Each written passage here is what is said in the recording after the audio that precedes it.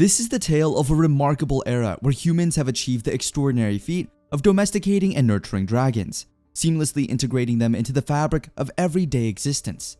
These majestic creatures, once the stuff of legends and folklore, have now assumed a pivotal role in the lives of all who dwell in this wondrous time. In that vast world of humans, dragons have been conveniently classified into various categories, each serving distinct purposes. The first group comprises small dragons, their size being more than that of a human by 2 or 3 times. These diminutive creatures possess an apposite capacity for transporting objects and even individuals, serving as trusty companions in the realm of logistics. Moving up the scale, we encounter the medium-sized dragons, towering over the landscape with a stature comparable to that of a house. Within their formidable frames lies the power to handle the transportation of heavy and bulky items, becoming essential allies in the grand symphony of movement and progress. These majestic creatures, with their awe-inspiring presence, carry out crucial tasks that would be impossible by ordinary means. Yet, amidst these classifications, there exists a select group of dragons that transcend the realms of utility and ascend to the status of core weaponry in the domain of armies.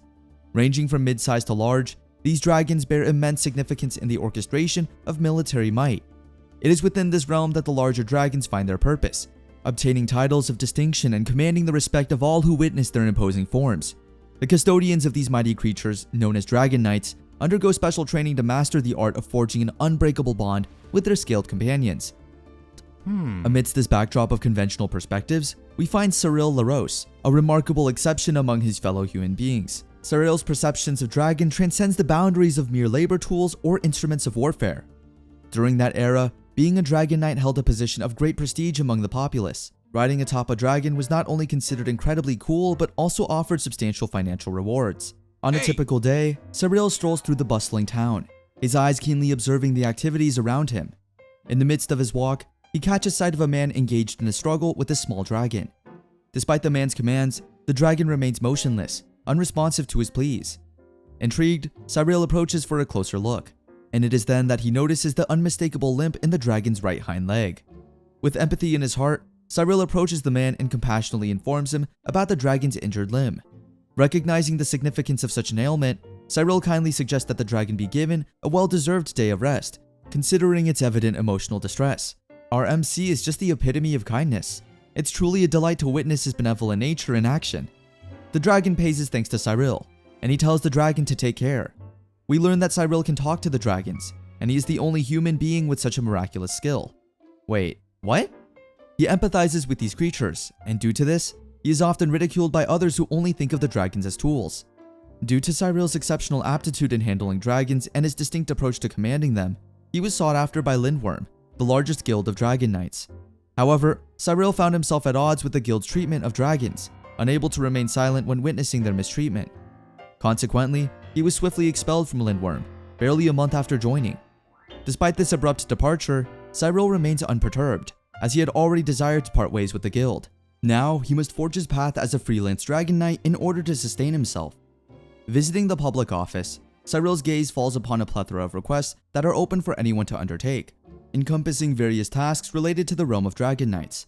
As he fixates on the job board, he realizes that the majority of these requests necessitate the use of rented dragons, highlighting the challenge that ordinary individuals face in acquiring their own dragon companions. Accepting a commission to train a recently hatched dragon, Cyril proceeds to the designated destination where the client, Patrick, awaits. Patrick explains his predicament of struggling to domesticate a dragon he purchased for his son. Cyril discovers it has become a prevalent custom to raise both the child and dragon in tandem, with the hope that a deep bond will form between them, rendering the dragon a loyal protector for the child.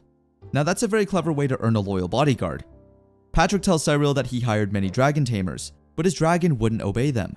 Cyril wonders for a moment and then asks Patrick to let him see the dragon. In the backyard of the house, Cyril sees a Tarrasque dragon. Patrick informs Cyril that the dragon suits his needs perfectly, as it won't grow too big and will adapt to their daily lives. Cyril approaches the dragon and introduces himself. As soon as the dragon notices Cyril, he yells that they should let her see her sister. Cyril feels worried and asks the dragon the whole story. Suddenly, the dragon is surprised that a human can understand her. She tells Cyril that she was separated from her sister when she was born. The dragon requests Cyril to let her live with her sister, and for that, she'll obey him. Both agree on the terms that once she reunites with her sister, she'll take care of Patrick's son and serve them. Cyril tells Patrick the whole story, and Patrick agrees to go look for the dragon's sister. They go to the dragon merchant where Patrick had bought the first dragon. They successfully find the dragon sister there. Both dragon sisters see one another, and a display of love and affection between both Tarrasque sisters after this unbelieving reuniting can be seen. A soothing moment indeed. When Patrick observes them cuddling, he is forced to understand that the dragons are also like humans. He decides to buy the other dragon too, and both dragons pay their thanks to Cyril and are ready to obey Cyril's command. Cyril pets them and tells them to get along, leaving them to Patrick's care. Patrick praises Cyril as he was about to give up on taming the dragon, but Cyril did the unbelievable. Cyril advises Patrick to never separate the sisters even after they grow up, given that they can create troubles for him. After leaving the sister and Patrick, Cyril reminisces about being kicked out of the best guild, but he sticks to his plans and doesn't regret anything. According to Cyril, he understands the feelings of dragons because he understands their language. With determination, he continues to cohere with this dragon first principle. The next day, Cyril returns to the public office and sees some dragon knights setting back after seeing an intimidating request. Cyril selects that very request since he wants to make a good reputation with his clients in the future. Arriving at the residence of his latest client, Cyril is greeted by a magnificent mansion that stands before him. Although the task at hand seems mundane, merely involving the delivery of a letter, Cyril doesn't perceive it as particularly lucrative since it necessitates the presence of a dragon. Nevertheless, driven by his commitment to maintaining a strong work ethic, he resolves to fulfill the job diligently. Cyril's new client, Catherine Morinier, is a wealthy young woman hailing from the esteemed Morinier family, who holds the distinguished title of Count and governs the local region. Catherine, taken aback by Cyril's unassuming appearance and youthful age, bombards him with a barrage of inquiries. Poor MC is up against some serious obstacles. With interviews out of the way, Cyril demands Catherine to know the nature of the letter so he can protect it accordingly, ensuring success. Catherine first doubts Cyril, but ultimately decides to reveal the type of letter Cyril has to deliver. After hesitating a bit, she reveals that it is a love letter, a reply to Baron Bouquet's love letter. It is evident from Catherine's facial expressions that she has to play along with this so-called love affair out of a formal necessity, and doesn't look very invested in the relationship, but she wants the letter to be delivered anyway. She tells Cyril that the letter is to be delivered to a location known as Roubaud, and asks him the number of days it would take to deliver the letter. Cyril surprises her by promising to deliver her letter within 1 day. Catherine doesn't give him a very satisfying look and thinks that Cyril is promising something that might not be easily possible. She then reveals that the reason she is shocked is because the other people she hired for this job have asked for 3 days. Catherine hires Cyril and demands proof of receipt as a condition for the payment of completing the job, and hands Cyril the letter. Cyril leaves Catherine with determination to give the job his best shot, because it was his best chance to not only get acquainted with the Morinier family, but also he will be able to build a good reputation with the Baron's family. He heads to a shop to borrow a dragon so he can travel to deliver the letter. He plans to use his knowledge of the dragons to fulfill his claims to get the job done within a day. He enters a shop and already knows what he is looking for. He asks the merchant for a wyvern dragon and demands a faster one even among the wyverns. The merchant nods and tells Cyril that he has 3 wyverns at that moment, and takes Cyril to the wyverns. Cyril sees a lot of dragon species in the backyard of the shop, and since the merchant knows that every dragon knight has a secret way of communicating with the dragons, Cyril doesn't mind his secret of talking to the dragons leaking out. As he approaches the wyverns, he hears them talking to each other, saying a human is heading their way. One of the wyverns thinks of Cyril, a human being that looks stupid in comparison to the last customer. As Cyril approaches them, he protests against the wyverns for being harsh on him, saying that he's stupid. The wyvern laughs off Cyril's protest and says that he is only speaking the truth. The next moment, the same wyvern is stunned when he notices that a human being can understand their language, not to mention freely communicating with him. The wyverns are shocked and consider this to be very rare for a human being to be able to freely speak to them. One of the wyverns asks Cyril if he was raised by a dragon and gets shocked even more when Cyril replies no. The wyverns call him weird and ask for the reason for his visit. Cyril cuts to the chase and asks for the fastest partner to accompany him to deliver a letter. Amidst the conversation, one of the wyverns eagerly interrupts, proclaiming himself to be the fastest of the trio. But before Cyril can even respond, the other wyvern chimes in, practically jumping with excitement, bombarding Cyril with questions about the nature of the letter. Without a moment's respite, the wyvern starts firing off inquiries as if it were a juicy love letter. Cyril, utterly bewildered by the wyvern's enthusiasm, simply nods in agreement. Seizing the opportunity, the wyvern proceeds to extract every trivial detail, demanding to know the gender of the letter sender. Caught off guard yet again, Cyril, feeling completely overwhelmed by the wyvern's rapid-fire questioning, answers obediently. With the revelation that the letter is from a female, the wyvern's excitement reaches new heights, practically begging Cyril to choose him for the task. Once again, before Cyril can even give his answer, the wyvern has his next demand thrown at him. He wants to hold the letter too.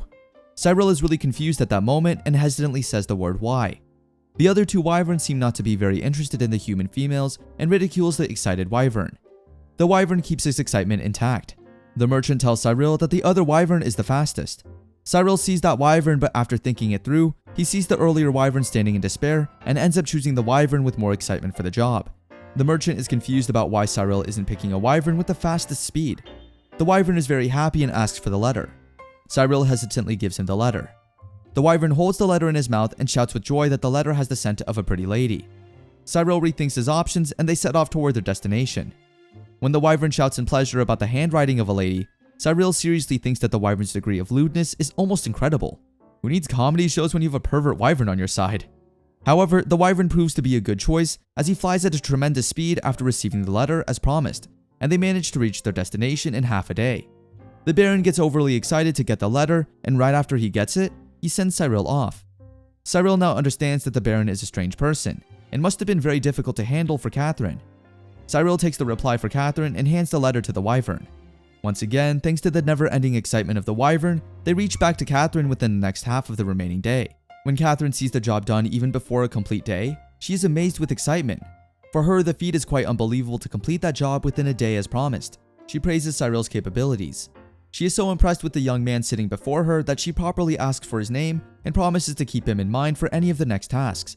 This marks a great success for Cyril because now the richest client is well acquainted with him as he had previously desired. The next day, Cyril goes to the dragon market to have a look at the dragons, but it is still far from his reach to buy a dragon for himself. He plans to buy a dragon in the future, which will make it easy for him to do more jobs. He walks through looking at the dragons until he notices a Balar dragon very well underpriced, and he starts to worry. Cyril steps into the owner's shop, his face etched with worry. To his astonishment, he discovers that Balar, the dragon he's been eyeing, is priced so affordably that he could easily purchase her with the earnings from his previous guild. Yet the sight of the torn poster displaying Balar's price tugs at his heartstrings, leaving him feeling a tinge of sadness. Determined to unravel the mystery, Cyril musters the courage to question the owner about the unbelievable price. The owner, visibly nervous, hesitates before responding, further fueling Cyril's growing concern. He presses on, seeking assurance that there isn't anything wrong with Balar. With a hint of relief, the owner assures him that Balar is in perfect health, perhaps even healthier than the average dragon of her kind. Intrigued by the enigma surrounding Balar's inexplicably low price, Cyril persists, demanding an explanation. The owner, now more apprehensive than ever, stammers out the truth. Balar lacks the motivation to engage in any kind of work. The owner earnestly warns Cyril against purchasing the seemingly discounted dragon, cautioning him that it might not be the wisest choice. Nevertheless, Cyril insists on seeing Balar, and the owner reluctantly leads him to her resting place. Cyril gazes at the slumbering Balar, recalling his knowledge about this particular species. He recalls that Balars are commonly utilized for transportation purposes, although they may not be the swiftest creatures. However, their broad backs grant them excellent endurance, making them reliable for long journeys. Additionally, being herbivores, Balars can sustain themselves by grazing on meadows and drinking from rivers, alleviating the owner's concerns about providing ample food. As Cyril observes Balar peacefully indulging in her well-deserved rest, oblivious to her surroundings, he warmly greets her. With a determined spirit, Cyril engages in conversation with Balar, attempting to elicit a response from the nonchalant dragon. He poses his question with the utmost politeness, genuinely curious about the reasons behind her reluctance to work. However, Balar remains utterly uninterested, dismissing Cyril's inquiries as if she knows there's no point engaging with the mere human. Opening her eyes, she finally breaks her silence, bluntly stating that conversing with a human holds no significance for her. Oblivious to Cyril's ability to understand her, Balar remains in a state of blissful relaxation. Startled by her revelation, Cyril confirms his comprehension, prompting Balar to spring to her feet in disbelief, repeatedly confirming that Cyril can indeed comprehend her words. Although momentarily perturbed by the notion of human-dragon communication, Balar swiftly returns to her usual melancholic self, uninterested in further dialogue. Seriously, the reputation of all the dragons is at stake here. Filled with genuine concern, Cyril expresses his willingness to assist Balar, but on the condition that she reveals the cause behind her current state. Balar remains skeptical, pondering for a moment before casually remarking that she simply wants to sleep. She explains to Cyril that she requires a full 12 hours of slumber each day, emphasizing that without it, she lacks the energy to perform any work. Cyril finds the sleep pattern rather unusual for a dragon, aware that most dragons typically rest for a mere 2 hours or even work while sleeping. However, he acknowledges that each dragon possesses their own unique traits and quirks. Contemplating the purchase of Balar, Cyril directly asks her if she would be willing to work for him if he ensures her 12 hours of daily sleep. B'Elar, doubting the possibility of a human granting such a request, suspects Cyril of deception. In response, Cyril affirms his sincerity, assuring her that if he had no intention of acquiring her, he wouldn't waste time engaging in idle conversation. B'Elar, still uncertain, cautiously questions whether Cyril would genuinely allow her the desired sleep. Without hesitation, Cyril wholeheartedly replies with a resounding yes, confirming his commitment to her well-rested state.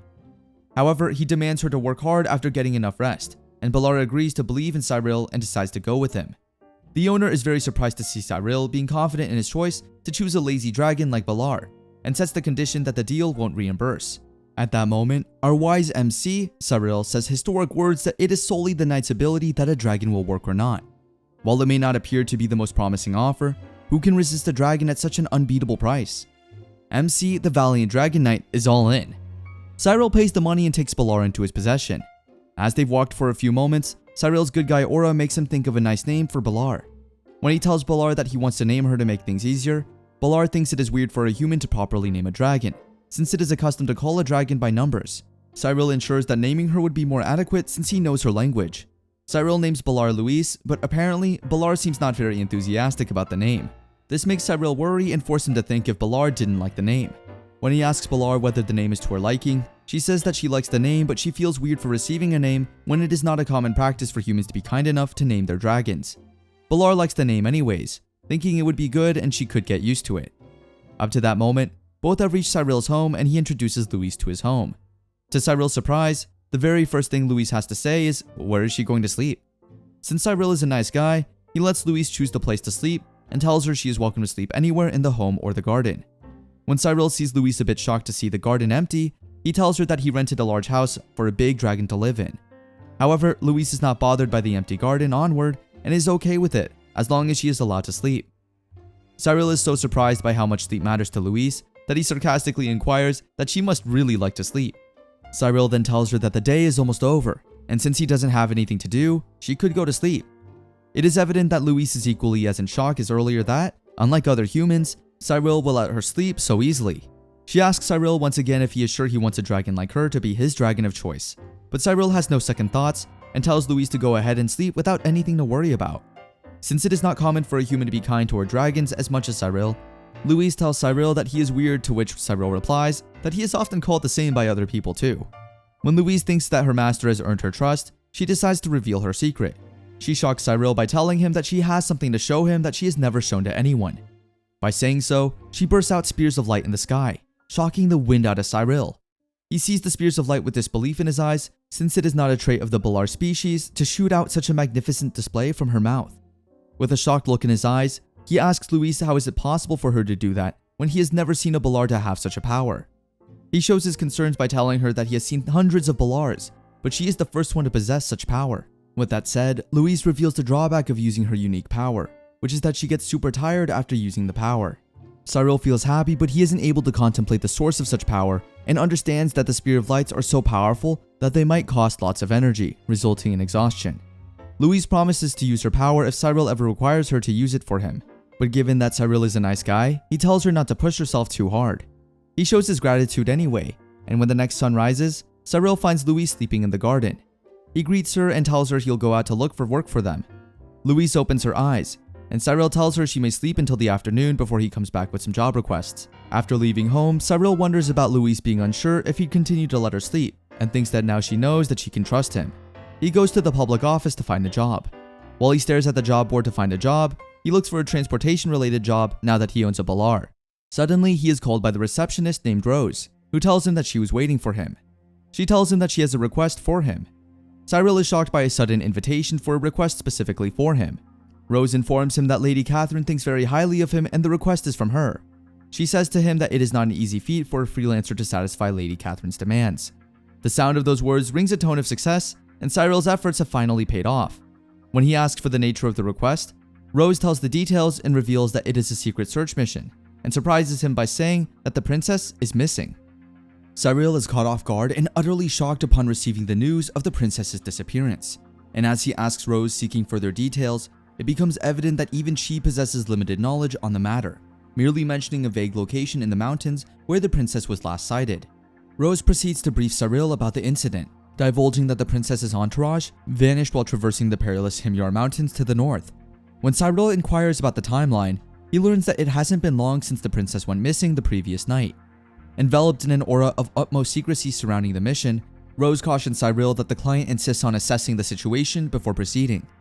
Undeterred by the weighty responsibility, Cyril bravely accepts the job, resolute in his determination to unveil the truth.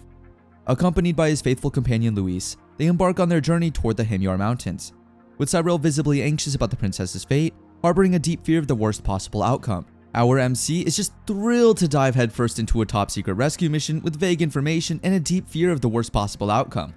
Nonetheless, he feels an immense sense of honor in being entrusted with such a vital mission, fully aware of the magnitude of the task at hand. As they draw closer to the mountains, Cyril retrieves a letter from his pocket, excitedly explaining to Louise that it was penned by the princess herself, hoping to harness Louise's extraordinary olfactory abilities to track her down. Although initially unsure about her sense of smell, Louise, convinced of her superiority over mere humans, gamely agrees to give it a try. Astonishingly, the moment Louise catches a whiff of the letter, she swiftly detects the princess's scent nearby, leaving Cyril dumbfounded by her incredible skill. Prepare to have your mind blown by the sheer force emitted from the dragon's nostrils.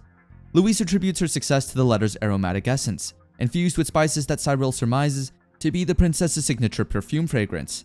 Overwhelmed by Louise's acute sense of smell, Cyril realizes that any scent would be exceptionally potent for a dragon of her caliber.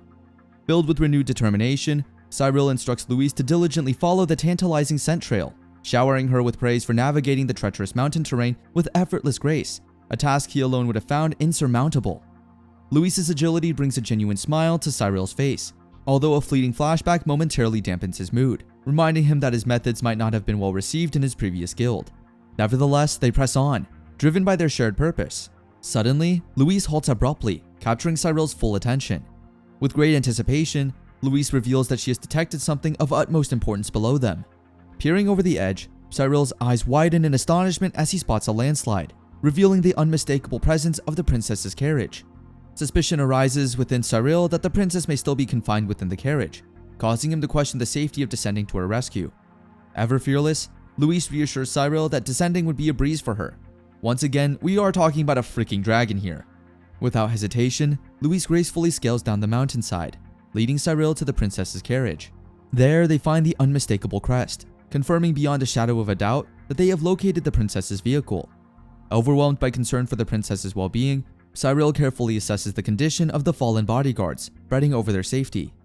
As he reaches out to touch the carriage, Cyril is startled by a formidable barrier, its protective aura acting as a deterrent. After careful consideration, Cyril and Louise devise a plan to harness Louise's formidable power to break through the barrier. With a single powerful strike, Louise shatters the barrier, leaving Cyril awestruck as he showers her with heartfelt admiration. Just how many times is she going to surprise us today? So useful, eh? Peering inside the carriage, Cyril's gaze locks into the almost unconscious form of the princess. Aware that the barrier might have shielded her from harm, Cyril approaches the princess and gently tries to awaken her. Startled by the presence of a stranger in her carriage, the princess reacts with initial confusion, leading to shouts and protests. Remaining calm and composed, Cyril explains the situation, assuring her that he is there to save her. Gradually, the princess regains her composure and directs her attention outside the carriage, taking in the sight of her fallen soldiers and the wreckage around them. Sensing the urgency of the situation, Cyril suggests finding a doctor once they descend from the mountains. However, displaying her compassionate nature, the princess expresses concern for the well-being of her soldiers instead. Such a noble princess. Cyril explains the impracticality of carrying the injured soldiers at the moment, promising to return for them as soon as possible. Moved by Cyril's dedication and care, the princess extends her hand toward him, and Cyril, understanding her intent, offers his hand in support. With Cyril's assistance, the princess steps out of the carriage, her legs a bit unsteady from the ordeal she has endured. As they begin their descent from the mountains, Cyril inquires about the princess's well-being, mentioning the steady gait of the Balar that aided their rescue, ensuring a more comfortable ride. Lost in her thoughts, the princess appears distant, prompting Cyril to inquire about her troubles. Startled, the princess admits her occupation and proceeds to verify Cyril's identity as a dragon knight. She questions why someone of his caliber has chosen to work as a freelancer instead of aligning with a guild. Cyril is taken aback by the princess's judgment of his abilities based on their brief encounter, and queries her reasoning behind the assumption. The princess explains that a dragon knight cherished by their dragon holds immeasurable value, and she wonders why Cyril has not sought the support and recognition of a guild. Cyril offers vague explanations, choosing to keep his personal reasons to himself, as their conversation takes place during their descent from the mountains. Before long, Cyril and the princess reach the public office, where Rose awaits them. Rose is astonished and relieved to see the princess safe and sound, showering Cyril with praise for his remarkable accomplishment. Expressing her heartfelt gratitude, the princess expresses a desire to reward Cyril for his heroic efforts. However, being an honorable knight driven by a strong sense of duty, Cyril refuses any additional compensation beyond the agreed-upon payment for the mission. Left without any material gifts, the princess searches for a way to express her gratitude. Eventually, she settles on offering Cyril a handkerchief adorned with her crest, assuring him that he can rely on her aid whenever he may need it. Cyril accepts the handkerchief graciously, touched by the princess's gesture. He bids farewell to the princess, feeling a sense of satisfaction and fulfillment that their mission to rescue her has been a resounding success.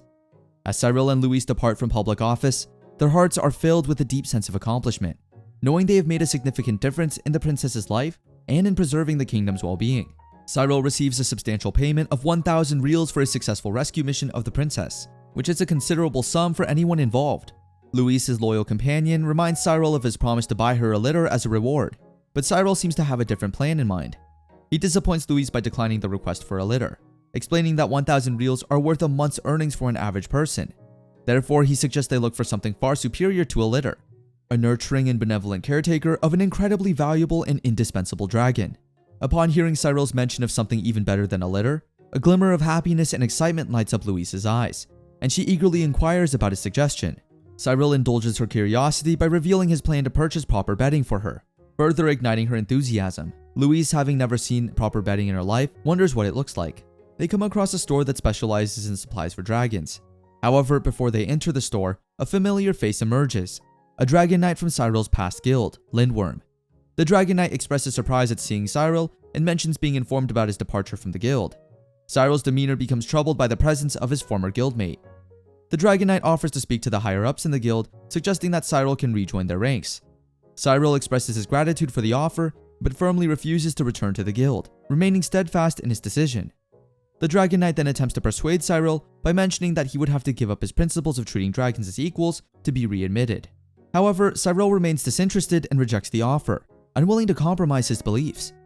The dragon knight considers Cyril's stance as stubbornness, believing that being affiliated with a powerful guild like Lindworm is a desire shared by many. He emphasizes that without guild affiliation, one can achieve very little in today's world, and continues his attempts to change Cyril's mind. Meanwhile, Louise's patience wears thinner than a slice of paper as she endures their seemingly never-ending banter, constantly reminding Cyril about the captivating subject they were discussing. Yes, you guessed it, the highly anticipated realm of bedding. Cyril, ever the bearer of enlightening news, reveals that the audacious dragon knight has the audacity to suggest that allowing Louise a mere 12 hours of beauty sleep per day might not be the most ideal arrangement. Well, hold on to your armor, because Louise, fueled by an indomitable loyalty to her master, unleashes her terrifying presence upon the dragon knight, sending shivers down his armored spine. The dragon knight, in a fit of frustration, implores Cyril to exercise some control over his almighty dragon. Little does he know that Cyril, the master of subtlety, hasn't uttered a single command to Louise, leaving the dragon knight baffled, bewildered, and utterly befuddled. With a sly grin, Cyril graciously accepts the dragon knight's compliments about his seemingly supernatural dragon whispering prowess. But in a plot twist of epic proportions, he reveals that his magical secret lies not in incantations or enchanted artifacts, but in the simple act of cherishing his scaly companions. Cue the gasps of disbelief and the dragon knight's bewildered expression, as Cyril drops this bombshell revelation. Who needs spells and potions when you can have genuine affection for your seemingly fire-breathing comrades, right? Anyway, after the dragon knight leaves, whining about the encounter, Louise finds him peculiar. Cyril explains that he and the other dragon knights never see eye to eye. Cyril then tenderly consoles Louise, gently caressing her scales and whispering soothing words of comfort. He reassures her, with a voice filled with unwavering devotion, that he will always prioritize her well-being, making sure that she enjoys her blissful slumber for a full 12 hours each day as long as she remains by his side. With a heartfelt understanding passing between them, they step into the store, where the owner greets them warmly. Cyril asks the store owner for bedding suitable for his dragon, and Louise can hardly contain her joy when she sees the array of bedding before her.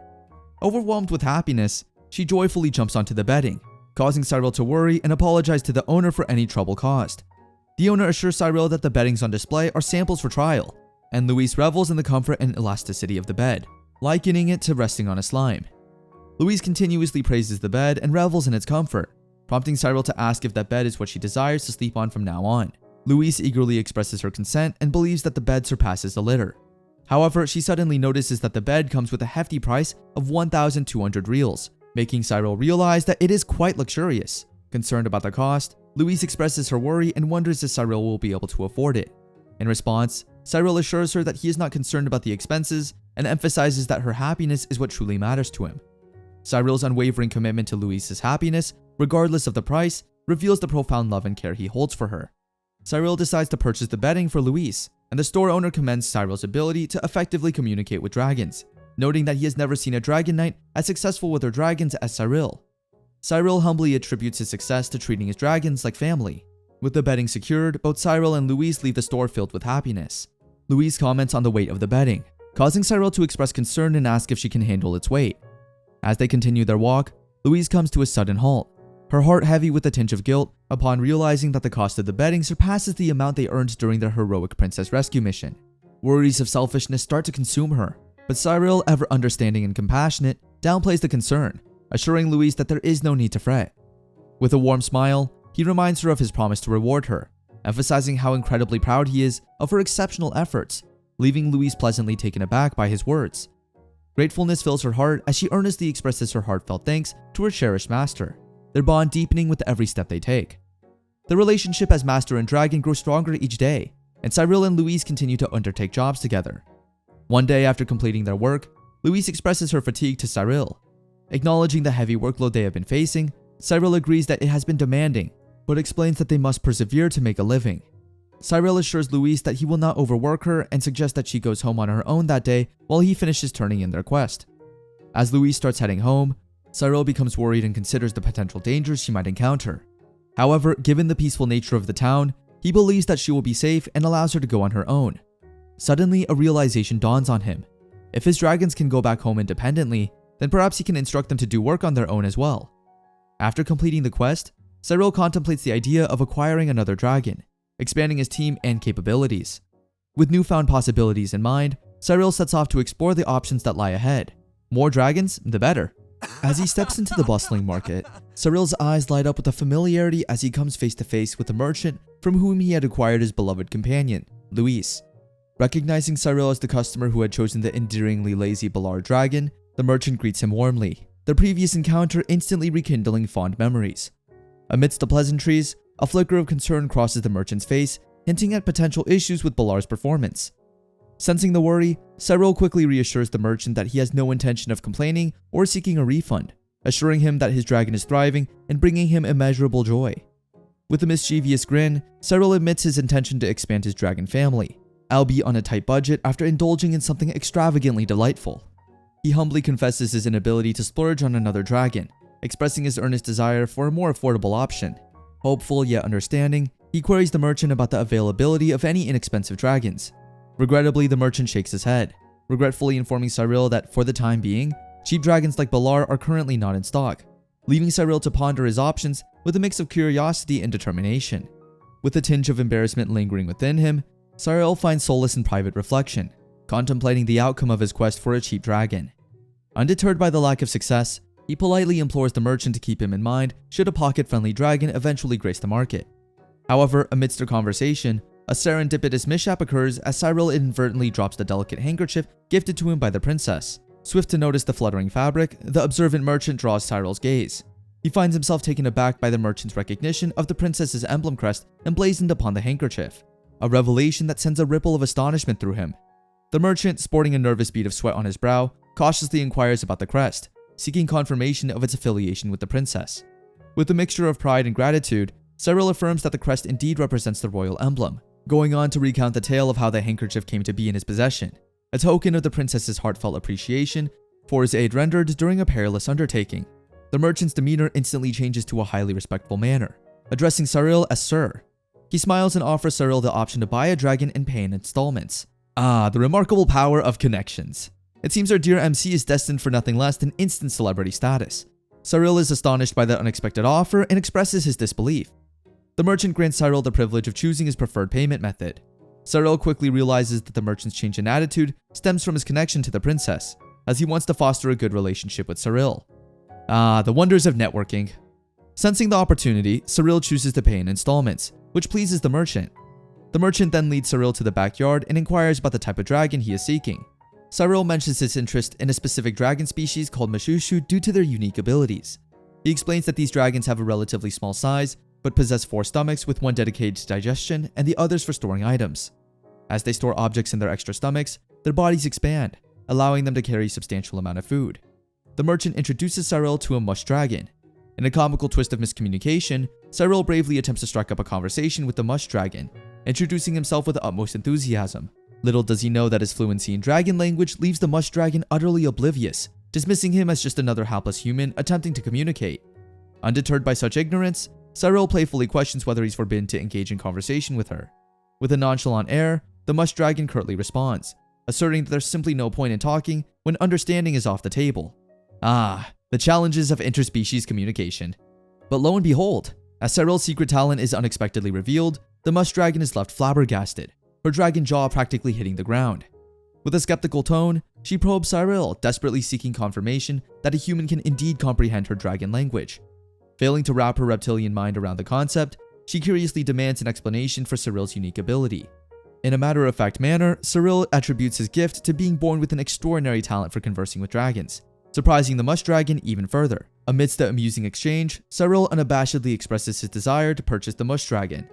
Bewildered by Cyril's peculiar manners, the mush dragon can't help but find it absurd that he would ask for permission when he could simply snatch her away. Oh, the bewildering ways of human-dragon negotiations. Cyril clarifies his intentions, assuring her that he wants her consent and will not force her if she prefers not to go with him. He emphasizes that he genuinely desires to have her as his companion and work together. Surprised by Cyril's response, the beautiful mush dragon blushes and remarks that she doesn't have any interest in him, expressing her belief that all men are dreadful. Colette then reveals her true colors and discloses that she is happy to go with Cyril because she wants him to call her by her name. Cyril agrees to keep her name and honors her condition. He asks once again if she is willing to work with him, which causes her to blush again, behaving like a tsundere and making it sound as if she is doing him a favor by accepting him as her master. Captivated by her beauty, Cyril reaffirms his desire to have her as his dragon. After finalizing the deal, Cyril and Colette leave the merchant behind. Cyril takes her to the mountains and shows her the place where she will be working. He presents a beautiful blue ore to Colette and assigns her the task of collecting it from the mountains. He provides her with the necessary details about the ore and instructs her to store it in her storage stomach before returning to town to sell it at a high price. Colette confidently agrees to gather the ore, believing it will be an easy task. Cyril appreciates her assistance, and Colette is delighted to work for him. Cyril surprises her by requesting that she complete the task independently, without his supervision. Colette is taken aback, as it is a new concept for her to work without her master's guidance. Cyril assures her that he trusts her and won't observe her while she works. Although Colette questions whether Cyril is not afraid of her slacking off, he reaffirms his trust in her. Colette agrees to work alone, and the traders are astonished when Cyril proposes the terms of the business. Colette flawlessly carries out her assigned work without any assistance. Cyril is pleased to see her competence and realize that his business plan can succeed. After Colette finishes her daily tasks, Cyril shows her his home. He leads her to the backyard garden and asks if she finds it suitable for sleeping. Colette expresses that she prefers the garden over the market as a place to rest. She notices another dragon in the garden, and Cyril introduces her to Louise. Louise wakes up and explains that she sensed someone besides Cyril, prompting her to awaken. Cyril informs Louise that he has decided to bring another dragon into their household. Colette introduces herself, and the dragons greet each other with smiles. Cyril observes his 2 dragons and becomes aware of the spatial limitations in his garden. Both dragons acknowledge the situation without much concern, expressing their opinions. Colette finds Louise's ability to sleep intriguing. Cyril realizes the need for a larger space if he plans to add another dragon to his companions. In a delightful turn of events, Cyril sets off on his adventure, accompanied by his trusty duo of dragons. As they stroll along, enjoying the day, Colette can't help but comment on Louise's perpetual state of slumber. With a drowsy expression, Louise openly confesses her unquenchable thirst for more rest, leaving Colette utterly perplexed. Colette turns to Cyril, questioning his profound knowledge of Louise's sleeping habits. After all, conventional dragons are known to catch only a quick snooze for 2 hours a day. Cyril reassures Colette that he is well aware of Louise's unique requirement for a solid 12-hour beauty sleep. He proudly explains that his extraordinary ability to converse with dragons has granted him unparalleled insight into their particular needs. Oh, the perks of being a dragon whisperer. To further illustrate his point, Cyril reminds Colette of her own idiosyncrasies when she originally protested against being named. As Louise remains serenely silent, unperturbed by the conversation, Colette's mood takes a whimsical turn, clearly contemplating the wonders of dragon individuality. Ah, the marvels of dragonhood and the delightful quirks that come with it. While walking, Colette suddenly becomes fixated on a shop, capturing Cyril's attention. He inquires about what has caught her eye, causing Colette to blush and deny any interest in the item she was observing. Cyril attempts to encourage her to share her desires, but Colette refuses, citing her recent mood swing as the reason for her secrecy. She excuses herself and goes off on her daily routine, parting ways with Cyril. Once Colette is gone, Cyril scans the surroundings, searching for the object that captivated her attention. After completing his errands with Louise, Cyril temporarily leaves her in a secure location and heads to the dragon merchant shop. The merchant warmly welcomes Cyril, who inquires about Colette's visit to him. The merchant reveals that Colette had visited earlier and presents Cyril with the bag of money she had given him. Cyril explains that the bag contains Colette's earnings from her first day of work, which will cover the first installment's payment. He informs the merchant that Colette will continue to make regular installment payments. The merchant is highly impressed by this arrangement and commends Cyril for training Colette to perform such a demanding task in just one day. Quite, of course. He is the MC for crying out loud. He expresses surprise, noting that Cyril must possess the remarkable talent to train his dragons to work independently. The merchant praises Cyril's character, remarking that he didn't anticipate Cyril to make the payment so promptly, as most people are usually late with their payments. Cyril reciprocates the praise, expressing his desire to establish a good relationship with the merchant, as he treats his dragons better than other establishments. The merchant smiles and shares that all the dragons in his store are like precious treasures to him. He then expresses his concern about Cyril's limited space to accommodate 2 dragons. Cyril acknowledges the merchant's observation and is astonished that the merchant has also noticed his spatial challenges. The merchant explains that in town, there are only 2 types of places: small areas suitable for 1 or 2 dragons, and larger spaces capable of housing dozens of dragons. Cyril acknowledges the merchant's knowledge and expresses his willingness to hear more. The merchant informs Cyril about a large house he can show him, but warns him about a problem associated with it. Despite the house being newly built, the dragons have shown a reluctance to reside there. Cyril accepts the merchant's offer and agrees to visit the potential new residents. The merchant is pleased and expresses his delight that Cyril is willing to proceed. Cyril takes both of his dragons to see their prospective home, understanding that seasoned dragon knights previously occupied it, but none of their dragons desire to enter the magnificent house. As both dragons gaze at the house, they find it marvelous and ideal for living. Cyril mentions that the house has been empty for a long time due to its drawback, allowing him to lease it at an affordable price. Cyril plans to utilize his ability to communicate with dragons to resolve the issue and make the house their own. With a glimmer of hope in his eyes, Cyril eagerly leads Louise and Colette to the dragon shed, excited to show them their new dwelling. At first, their faces light up with anticipation, their tails wagging in delight. However, as they step inside, their expressions swiftly transform from joy to disappointment, then to utter disgust. Their delicate noses twitching, they communicate their distaste for the shed, leaving Cyril taken aback. His heart sinking, Cyril listens as the dragons articulate their grievances. They lament the putrid stench that permeates the air, emanating from the filthy floor and the dirt that blankets their new abode. Their sensitive senses had no solace in this unpleasant environment, and the weight of their discontent hangs heavy in the air. They describe the smell as one that evokes a sense of dread, as if they can almost smell the murder of a dragon in the shed long ago, making it extremely unpleasant for them. Cyril, unable to detect any foul odor, becomes curious about the smell that only dragons can perceive. He asks the dragons to indicate the specific area which the smell is coming from, and they point out the floor and the dirt. Afterward, the dragons exit the shed, expressing their inability to endure the offensive smell. Cyril inquires about the nature of the smell, and they reveal that it resembles the scent of a slain dragon, with remnants causing the trembling odor. The dragons explain that the smell instills a feeling of dread, making it highly unpleasant for them. With this newfound knowledge, Cyril devises a plan to replace the dirt on the floor. He instructs Colette to find alternative dirt that she prefers. Since Louise still requires rest, Cyril takes it upon himself to dig and remove the existing dirt. Louise apologizes with a sad expression and rests outside the shed, while Cyril assists Colette in cleaning it. They work tirelessly throughout the day, leaving Cyril tired but determined. Their efforts pay off when both dragons appear happy, no longer experiencing any dread inside the shed. Colette believes that their hard work has paid off. With both dragons content in the shed, Cyril decides to move into the new house. Louise expresses great joy upon discovering the spacious and luxurious environment. Cyril expresses gratitude to both of his dragons for their constant assistance and extends special appreciation to Colette for her significant role in cleaning the shed. Colette expresses her happiness in helping her master. To show her gratitude, Cyril presents her with an abundance of sweets, having noticed her longing gaze at a shop. Louise looks surprised to see human consumable cakes, but Colette can't contain her excitement upon seeing the multitude of cakes before her. Cyril explains that he had the cakes specially made larger for her. As Colette indulges in the cakes, Louise teasingly comments on her weakness for sweets. Colette, attempting to maintain her composure, denies her fondness for the cakes. However, her tale betrays her excitement as she consumes them. citing her desire to prevent them from going to waste since her master spent so much on them. Ah, the perks to have a tsundere at the party. The following day, Cyril visits the public office to submit his patrol report. Rose praises Cyril for successfully owning and training 2 dragons in such a short period, acknowledging his impressive abilities in handling job requests. Cyril thanks her for recognizing his achievements. Rose then broaches a different topic, asking Cyril if he has ever considered starting his own guild. She believes that someone as talented as Cyril shouldn't waste their potential on side jobs. Cyril maintains a serious expression and states that he intends to remain a freelancer and has no plans to join any guild. Rose understands his decision and proceeds to discuss something else with him, asking if he has contemplated establishing his own guild. Rose begins by explaining the rules for opening a guild. She clarifies that guilds are recognized associations by national governments and fall under the category of Dragon Knight associations. She emphasizes the importance of Dragon Knights and dragons to governments, which is why they receive various privileges. Cyril expresses curiosity about these privileges, and Rose enlightens him about the tax benefits extended to Dragon Knights and their dragons.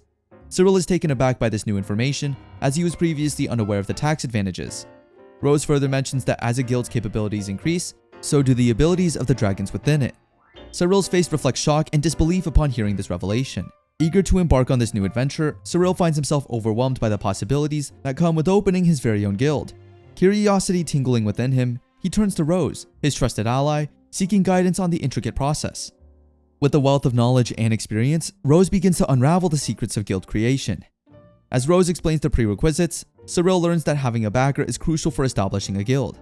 To his delight, Rose generously offers herself as his backer and supporter, a gesture that fills his heart with gratitude. Embracing this opportunity with open arms, Cyril accepts her offer, knowing that he couldn't have asked for a more dependable companion.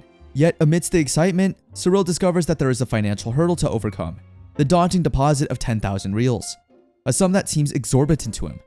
Cyril momentarily feels a twinge of unease. However, he quickly gathers his wits and reveals his clever solution. With a mischievous smile, he reveals that Colette, his extraordinary dragon, stumbled upon a rare and valuable treasure, the 4-color polylite.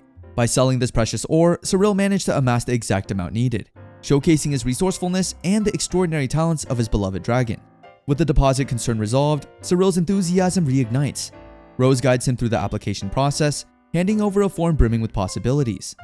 Cyril's eyes sparkle as he imagines the guild taking shape, envisioning a roster filled with brave representatives and a diverse array of dragons. With pen in hand, he begins to fill out the form, eagerly pouring his dreams onto the page. Next, Rose asks Cyril to come up with a name for the guild. Cyril quickly decides on Dragons First, believing it best reflects the true essence of his new guild. Breaking news! MC's Guild is open for business, and brace yourselves because it's all about MC's rules and you guessed it, the grand priority of dragons. Who would have seen that coming? Rose signs the form as Cyril's backer, and as she does, a little fairy emerges from the form. Cyril finds this peculiar but is told to keep the fairy, as it will accompany him and its purpose will become clear over time. Rose then presents Cyril with a box containing collars and ankle bands, tools to measure a dragon's energy. She explains that these tools are effective and become even more so as the guild level increases. Cyril hesitates, mentioning that he has seen dragons in the Lindworm Guild wearing similar tools, and expresses discomfort about putting them on his dragons. Rose solves his dilemma by suggesting that he visit the Dragon Tool shop, where he can find other accessories in addition to the collars. Returning home, Cyril excitedly announces to his dragons that he's planning to splurge on some fancy accessories for them. He mentions the Dragon Tool shop, where they can find glamorous earrings and ribbons, and eagerly asks them to choose their desired adornments. To no one's surprise, Louise the sleep enthusiast suggests a sleeping bag as her accessory of choice. Cyril raises an eyebrow, realizing that his dragon has a penchant for unconventional fashion. Trying to compromise, Louise settles for an eye mask, probably hoping it will enhance her beauty sleep even more. Turning to Colette, Cyril curiously inquires about her preference, only to witness her blushing and requesting a delicate ribbon. It seems even mighty dragons have a touch of girlish charm. Amused by the contrast, Cyril joyfully escorts his dragons to the Dragon Tool shop, ready to order their custom-made eye masks and embrace their unique fashion choices.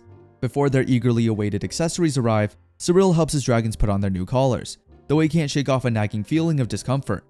As Louise excitedly inspects her stylish eye mask, a sudden glow emanates from Cyril's bag, catching his attention. To his surprise, it's his guild card that's illuminating, indicating that the guild has unexpectedly reached level 2. Confused and perplexed by this rapid progression, Cyril shares the strange occurrence with Rose, seeking an explanation. Rose, equally puzzled, examines the guild card but finds no errors or glitches, confirming the surprising level upgrade. Cyril can't help but wonder if some supernatural force or mischievous glitch is at play, turning his guild into an overachiever overnight. Filled with curiosity about the rewards that come with reaching level 2, Cyril turns to Rose, eager to uncover the secrets. With a smile, Rose unfurls a piece of paper, which magically transforms into a detailed map of the town. Cyril's eyes widen as he spots a bright dot marking Louise's location, signifying her presence within the guild's reach. Searching for Colette's location, Cyril's initial disappointment is replaced by amusement as he assumes she must be stationed in a remote area beyond the map's current range, diligently fulfilling her mountainous duties. Rose, intrigued by this newfound information, reveals the map's hidden gem, a special zoom feature. With a flick of her finger, the map zooms out, unveiling Colette's precise location, much to Cyril's delight. As he marvels at the expanding possibilities, Cyril realizes that with each level his guild attains, he'll unlock even more extraordinary abilities, making him feel like a true master of his dragon companions. As Cyril arrives home, he excitedly presents Colette with a carefully wrapped bag containing her much-anticipated ribbon. Seeing the adorable accessory, Colette's eyes sparkle with delight, and a wide grin spreads across her face. Cyril gently takes the ribbon and skillfully places it on Colette, who instantly turns into a blushing dragon, her scales shimmering with embarrassment. Unable to contain his admiration, Cyril showers her with compliments, praising her radiant beauty. Colette's heart swells with joy, mixed in with a playful hint of bashfulness, as she realizes how much Cyril cares for her. Their lighthearted banter fills the air, creating a warm and loving atmosphere in their dragon-filled home. Oh, the youth. Wait, what? As Cyril gazes at his guild card, he is taken aback by another radiant glow, indicating a surge in guild experience. While the level remains unchanged, the significant increase in experience piques his interest. Casting a glance at Colette, who is beaming with joy, Cyril can't help but wonder if there's a connection between his dragon's affection and the guild card's mysterious glow. In the morning light, Cyril and Louise embark on their quest for a new adventure, their eyes filled with anticipation. As they discuss the previous night's giggles from Colette, Cyril is taken aback by the revelation that she yearns to impress him. It dawns on him that his words of praise hold the power to evoke such genuine happiness in his dragons. The memory of Colette's glowing ribbon and guild card resurfaces, strengthening his belief in his theory about their connection to the guild's advancement holding merit. Meanwhile, Louise, donning her adorable eye mask, excitedly draws Cyril's attention to a letter of commendation proudly displayed at the public office, honoring the esteemed Lindworm Guild. Cyril acknowledges Lindworm's well-deserved recognition and realizes that his guild has the potential to reach such heights. Determination ignites within him as he envisions a future where his guild too enters the admiration and commendation of the kingdom. As Cyril immerses himself in the contents of the notice board, a familiar face from his days as a Dragon Knight guildmate in Lindworm unexpectedly appears before him, unable to resist the urge to taunt Cyril for venturing on his own guild path. With a conceited air, the former Dragon Knight boasts about Lindworm's newfound reputation, proudly declaring their popularity among renowned B-ranked Dragon Knights and seasoned individuals who seek to join their esteemed ranks, all thanks to the commendation they received. Cyril acknowledges the skill and prestige that B-ranked Dragon Knights possess, well aware of their pivotal role in guild operations. However, he remains unfazed by the mockery, unyielding in his firm distaste for Lindworm's policies, irresponsive of their current success. Cyril understands that there is more to a guild than just reputation, valuing his own principles and vision above all else. Just as the Dragon Knight makes his exit, Cyril's attention is immediately drawn to a growing throng of people congregating outside. Intrigued by the commotion, he approaches a nearby individual and inquires about the cause, only to discover that a significant hunt is underway to capture a rogue dragon that has managed to escape from a neighboring guild. Cyril finds this occurrence highly unusual, as he has never encountered such an incident during his time as a Dragon Knight. His curiosity is piqued, and he contemplates delving deeper into the matter, envisioning himself embarking on a daring investigation. However, his observant eyes catch sight of Louise, who as ever displays clear signs of wariness, prompting Cyril to abandon his ambitious plans. Recognizing the paramount importance of ensuring Louise's well-being, he selflessly sets aside his curiosity and redirects his steps towards the town hall, determined to report the incident and contribute to the collective effort to address the situation at hand. Such a responsible young man. Just before entering the town hall, Cyril has an interesting encounter with the dragon who seems to recognize him. The dragon, named Emma, asks for Cyril's help and expresses her inability to stay at her guild any longer, which troubles Cyril. He decides to bring Emma to his home and remembers that she is a Zmei-type dragon from Lindworm. Cyril recalls that Zmei-type dragons are smaller in size, but commonly found in guilds due to their combat abilities. Curious about why Emma has run away from her guild, Cyril asks her. Emma explains that one day when she wasn't feeling well and wanted to rest, her guild doesn't listen to her and forces her to work. As a result, she made mistakes, got injured, and was further reprimanded by the guildmaster, who states that a dragon that makes mistakes is useless and should be worked to death or disposed of. Cyril feels saddened by Emma's story and realizes that she has been expecting him near the town hall. Emma's tearful plea pierces Cyril's heart, compelling him to grant her refuge within his humble abode. Yet even as he extends his hospitality, a lingering sense of apprehension pervades his thoughts, anticipating the potential complications that could arise due to the Lindworm Guild's involvement. With Emma pouring out her troubles, the conversation is abruptly interrupted by a resounding knock at the door, resonating with the force that instills a deep sense of unease within both Cyril and Emma. Gripped by anxiety, Emma's fearful imagination envisions the ominous presence of Lindworm looming just beyond the threshold, relentlessly in their pursuit. However, Cyril, driven by his innate resolve, provides Emma with reassurance and steps forward to confront the Dragon Knight, who brazenly accuses him of pilfering his very own dragon. The Dragon Knight, fortified by the claims of supposed witnesses, confronts Cyril with an air of certainty, escalating the tension and amplifying the weight of the situation at hand. Cyril admits to having Emma but refuses to hand her over. He proposes that the Dragon Knight returns to the guild and they can negotiate a trade for Emma later. However, the stubborn Dragon Knight rejects Cyril's offer, stating that he can't hand over a runaway dragon. Cyril reiterates Emma's words about the Guildmaster's plan to work her to death, which makes handing her over unacceptable. Cyril demands the Dragon Knight leave and go back to his guild.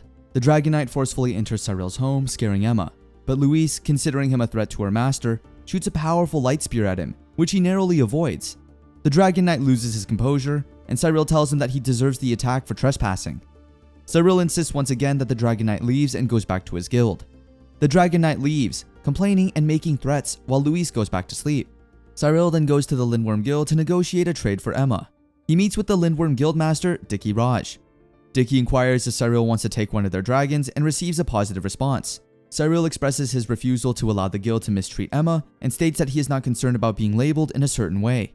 Cyril requests the necessary funds to take Emma from the guild, disregarding the traditional attitude Dicky expects. Cyril surprises Dicky with his unexpected action, leaving him taken aback. Dicky loses interest in continuing the discussion and allows Cyril to have the dragon. Overwhelmed by the collective distress emanating from his beloved dragons, Cyril's heart swells with empathy and concern as he takes in the sight of their anxious expressions. His gaze is drawn to Emma, tears glistening in her eyes, further tugging at his compassionate nature. In a tender gesture, Cyril wraps his arms around her, enveloping her in a comforting embrace, assuring her that everything will be alright. As Emma's trembling subsides, Cyril unveils the news, a glimmer of hope that soothes their troubled souls. Sensing the weight of the moment, Cyril turns to Emma, inviting her to share her thoughts on the path ahead. With unwavering determination, she expresses her heartfelt wish to remain by Cyril's side, becoming an integral part of his team. In that very instant, a mystical light unexpectedly materializes in Cyril's hand, captivating their attention. Astonished, they witness the revelation of a radiant ring, its significance instantly recognized by the dragons as an ancient artifact. Well, they say it, virtue never goes to waste. Caught off guard by the sudden appearance of the enigmatic ring in his hand, Cyril's eyes widen in astonishment, his mind buzzing with a mixture of curiosity and excitement. Yet what truly leaves him breathless is the revelation imparted by his wise and loyal dragons. This ring, now exposed as an ancient artifact, holds a profound significance.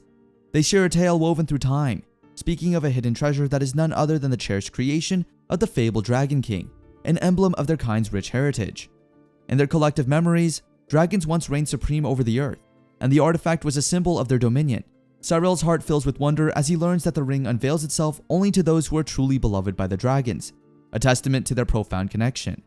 Though Emma, Louise, and Colette cannot recall encountering the artifact before, their instincts confirm its authenticity, echoing the enchantment it radiates.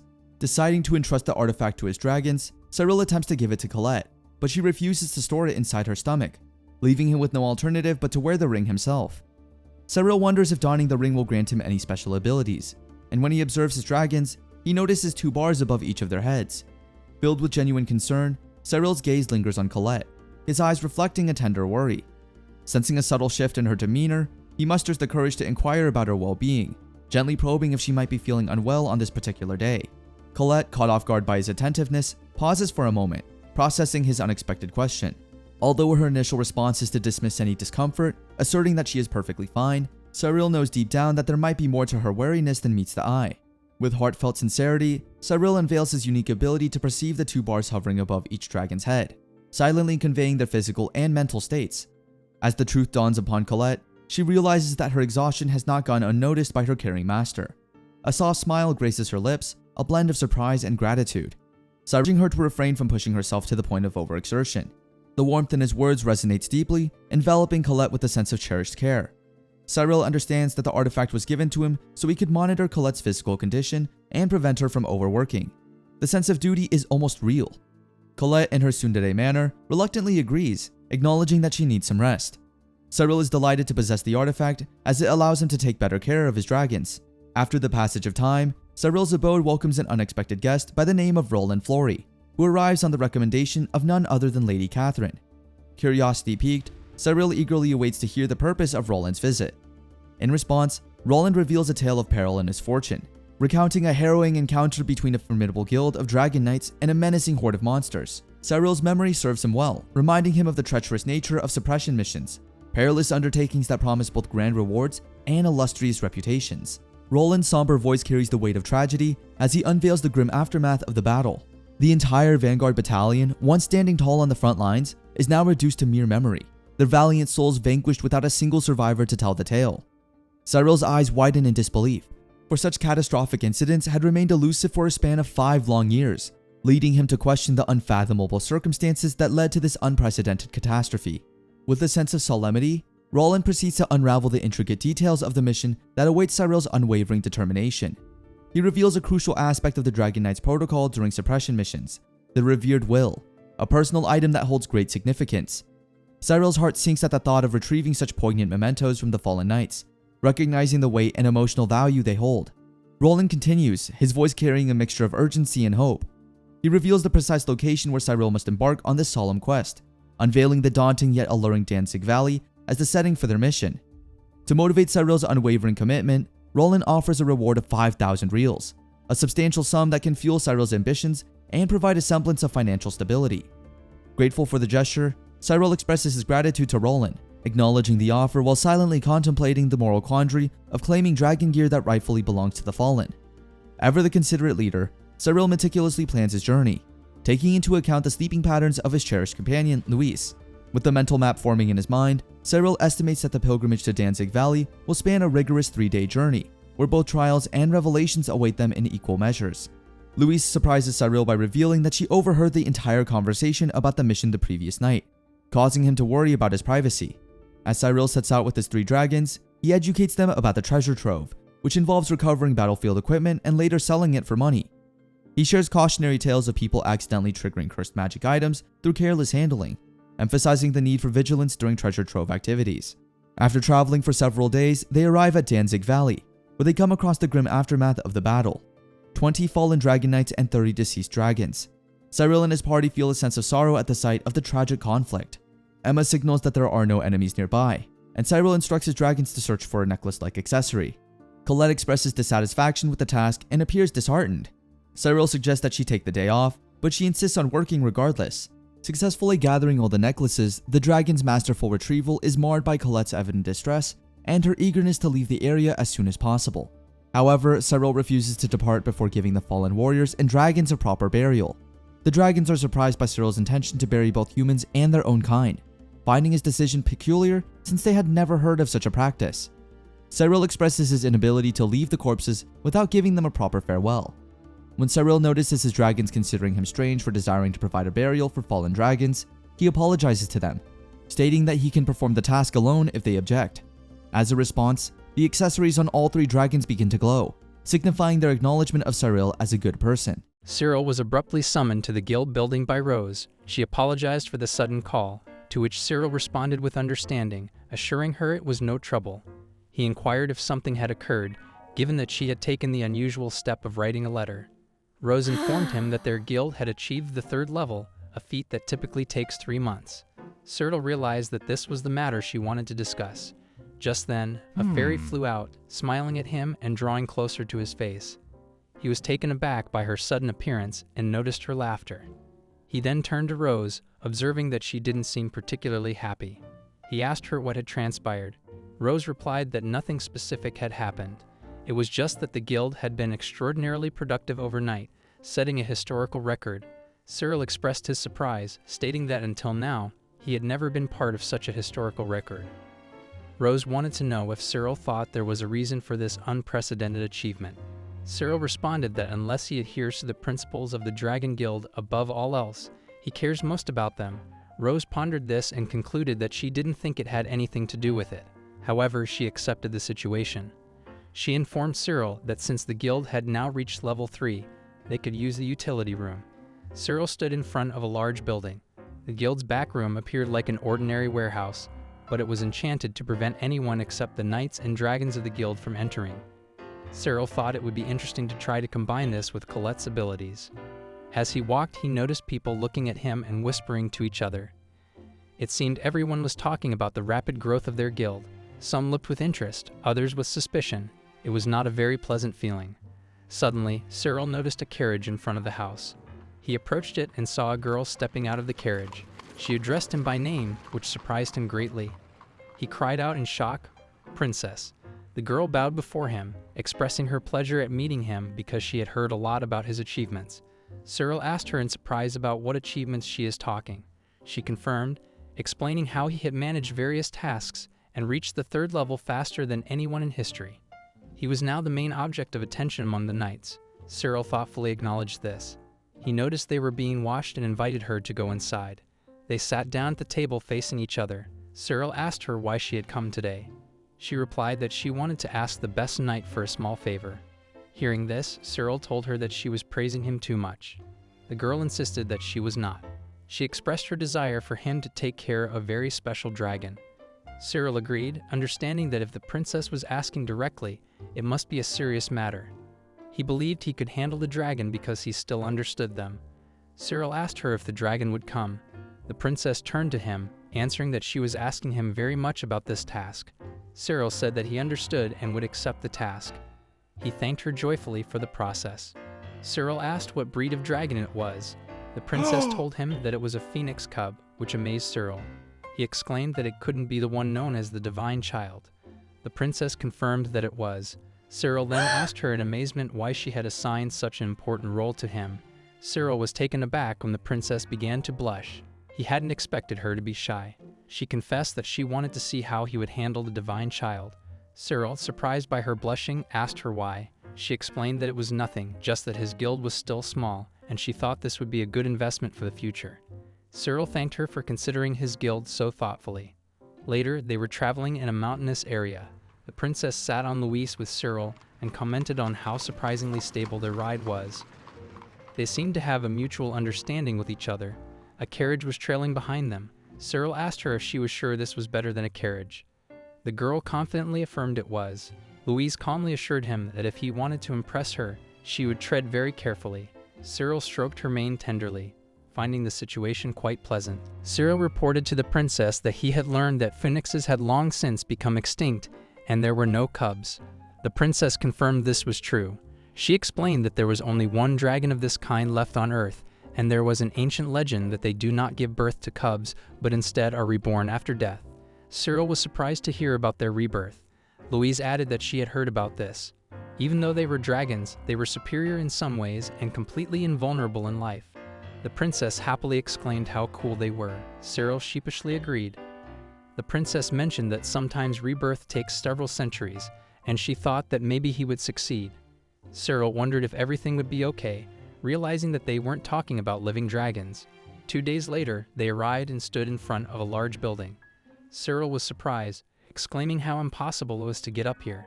The knight who was assigned the task greeted the princess, saying they were waiting for her. She thanked him for his service. She asked the guard if they could see the Divine Child now.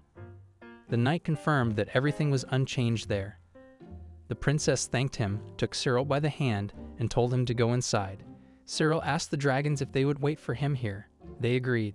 Cyril and the princess walked through a large building with a huge corridor to reach the end. Cyril asked the princess if this was the Divine Child. She confirmed it was. In front of them lay a huge skeleton of a dragon. She explained that this bone had been in this condition for several centuries. They believed that one day he would be reborn, so the country was protecting him. Cyril looked at it, and the princess asked him if he understood anything. He replied that he first needed to examine it. While examining it, he leaned his elbows at the beginning of the dragon, saying that it was impossible to understand. Suddenly, he heard a voice asking, "Human child?" The voice said that it was the first time in a decade that people had come here. This frightened Cyril very much. He was surprised when he heard the voice again, saying that the girl smelled of royal blood and the boy was an ordinary person. Cyril asked the dragon skeleton if he was talking. The dragon also asked what the man was talking to him about. Cyril answered him correctly. The dragon then asked him if he understood him. He screamed and laughed. Cyril said that he should have said that the corpse was talking. Still laughing, the dragon said that he thought like an ordinary person, asking him why he came a human child. Cyril hesitated and answered that he had come to look at his condition and could help him be reborn. He said that people seem to still have such a legend. Cyril asked what the dragon meant by a legend or something, but it seems that people were taught. Cyril was even more surprised and turned to the princess, apologizing to her. She asked him what it was and if he had learned something. Cyril asked her if she knew a way to revive a divine child. She replied that as far as she knew, there was no such method. The dragon laughed heartily, saying that's how it is. He explained that people's memories are short and the preservation of written sources depends on the will of those in power. Then he turned to Cyril, asking him to come up. He said that all you need to do is set it on fire, and it is reborn from the fire countless times. Cyril listened to him in surprise. He thought that the dragon bones are a treasure and setting them on fire would be a problem. He believed the dragon was not lying and decided to try to revive him. He turned to the princess, saying that he would now attempt to revive the dragon. She asked in surprise if it was true. He said she might be discouraged, but asked her if she would mind. The princess confidently said that she understood and was entrusting everything to him. Cyril thanked her, took out matches, struck them, and threw them at the dragon. The princess screamed his name in fear when the match reached the dragon's bones and a huge fire broke out. Suddenly, a silhouette of dragon appeared from the fire and shouted that he was revived. Cyril expressed surprise, noting that the dragon, now named Chris, was smaller than he had anticipated. He questioned if this was truly a divine child. The princess, with her mouth agape, looked at Chris in awe. Cyril asked her what was wrong, to which she apologized. Chris, laughing, explained that his small size was due to him forgetting to restrain his powers after 100 years. The princess was taken aback by this revelation. Cyril told her that Chris had been unable to contain the power he had accumulated, describing him as quite mischievous. This comment elicited laughter from Chris, who declared that Cyril was the first person to ever call him mischievous. The princess was surprised to see that they were already getting along with each other. She addressed Chris by name, and Chris inquired about Cyril's name. Cyril confirmed his name and asked Chris about his own. Chris, laughing, said that he had no name and that he was the only one of his kind in the world. He was known as the Son of God and didn't need a name to distinguish himself. Cyril found this inconvenient and asked Chris if he could give him a name. Chris, surprised, asked if Cyril was suggesting a name for him. Cyril confirmed this, which made Chris laugh again. Suddenly, Chris lost his temper and laughed uproariously, startling both the princess and Cyril. Chris apologized, explaining that his loud laughter had caused a landslide. Cyril was surprised that a voice could cause such a thing. The princess turned to him worriedly, but Cyril assured her that everything was fine and nothing bad had happened.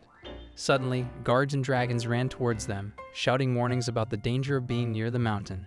Seeing Chris in front of them, they were stunned. Cyril and the princess assured them that they were fine. Cyril introduced everyone to the divine child Chris. Chris reminded Cyril not to forget that he had promised to give him a name. Cyril agreed and apologized, admitting that he had thought the divine child would be completely different. He asked Chris if he was male or female. Chris replied that they, unlike others, had no gender because they do not need to reproduce. Cyril thoughtfully accepted this, asking if the name Chris would be suitable. Chris repeated the name, agreed to it, and laughed heartily, declaring that his name was now Chris. Cyril warned him to be careful, otherwise landslides would start again. Chris agreed and apologized. The princess turned to Cyril, asking him what they were talking about. Cyril explained that he had given Chris a name. The princess asked what the name was in surprise. Cyril confirmed that he had named him Chris. Chris laughed and told them not to pay attention to him. Cyril told Chris that he recognized him, so he didn't complain. Chris accepted this. Turning to Cyril again, Chris asked him if he was still free. Cyril, confused, asked if he was free. Chris confirmed this, offering to seal a contract with him. Cyril asked him what he was talking about. Chris, amazed, asked if he didn't know he was a dragon knight. Cyril confirmed this, and Chris asked if the princess knew either. Cyril turned to her and asked her if she knew what the contract between a man and a dragon meant. She said she didn't and had not heard of such a thing. Cyril asked Louise, Colette, and Aim if they knew about it. It said they had no idea about this. Chris said that he did not expect that in just a few centuries, the concept of a contract between a dragon and a man had disappeared. Cyril asked what this contract meant. Chris thought about it and said that it was better to show it once, asking him to give him some blood. Cyril, surprised, made a cut on his finger and showed it to Chris, asking if this would do. A drop of blood flew into the air, and Chris said that this was enough. Another drop appeared in the air, and a circle began to form. The circle was both in the air and on the ground. Cyril looked at it all in amazement. Chris said that they were now connected to him. If a person binds himself to a dragon in a contract, then he will be able to use part of its power. Cyril, shocked, asked about the power of the dragon. Chris said that in his case, it was the mastery of fire, inviting Cyril to try to light himself. Cyril tried and the flames caught him. The princess screamed, but he assured her that everything was fine. Standing in the flames, he said that he wasn't even hot. That's what it was like to be bound to a dragon. The experience was both awe-inspiring and humbling, a testament to the incredible power and mystery of dragons. It was a moment that Cyril, the princess, and everyone present would remember for a lifetime. Cyril had a unique ability to control fire, which made Chris laugh. Chris stated that this strength was unique to Cyril. In response, Cyril thanked him for acknowledging his strength. The dragon also expressed gratitude towards Cyril for giving him a name, stating that their bond was mutual. The princess, who had been observing Cyril, found him to be quite surprising. She suddenly made up her mind and called out to him, expressing her desire to invest in his guild. Cyril, taken aback by her request, asked her if she was serious. The princess confirmed her intentions, leaving Cyril in disbelief. He could not even dream of such a thing, a member of the royal family wanting to invest in his guild. At that moment, the princess pleaded with him to allow her to invest in his guild. Cyril thought that it was he who should be asking for this. Accepting her offer, the princess screamed in joy and thanked him profusely. Later, Cyril and all the dragons stood nearby. Sar mentioned that a lot had happened in the temple, but as far as he understood, he could make a treaty with 3 more, right? Chris confirmed this, telling him to ask whatever he wanted, and he would answer everything because he was Chris. Cyril turned around and looked at Chris with a smile, while Colette looked at him with dissatisfaction. She told Louise that Chris really likes to show off, and Louise agreed with her. At first, they couldn't get used to the new hero, but now they get along very well. Cyril thought that Chris was not bad. Chris explained that he could contact any dragon, but the number depends on the free spaces in it. Cyril asked what this meant. Chris told him that, simply put, he can write a certain number of words on paper, and that's how it works here.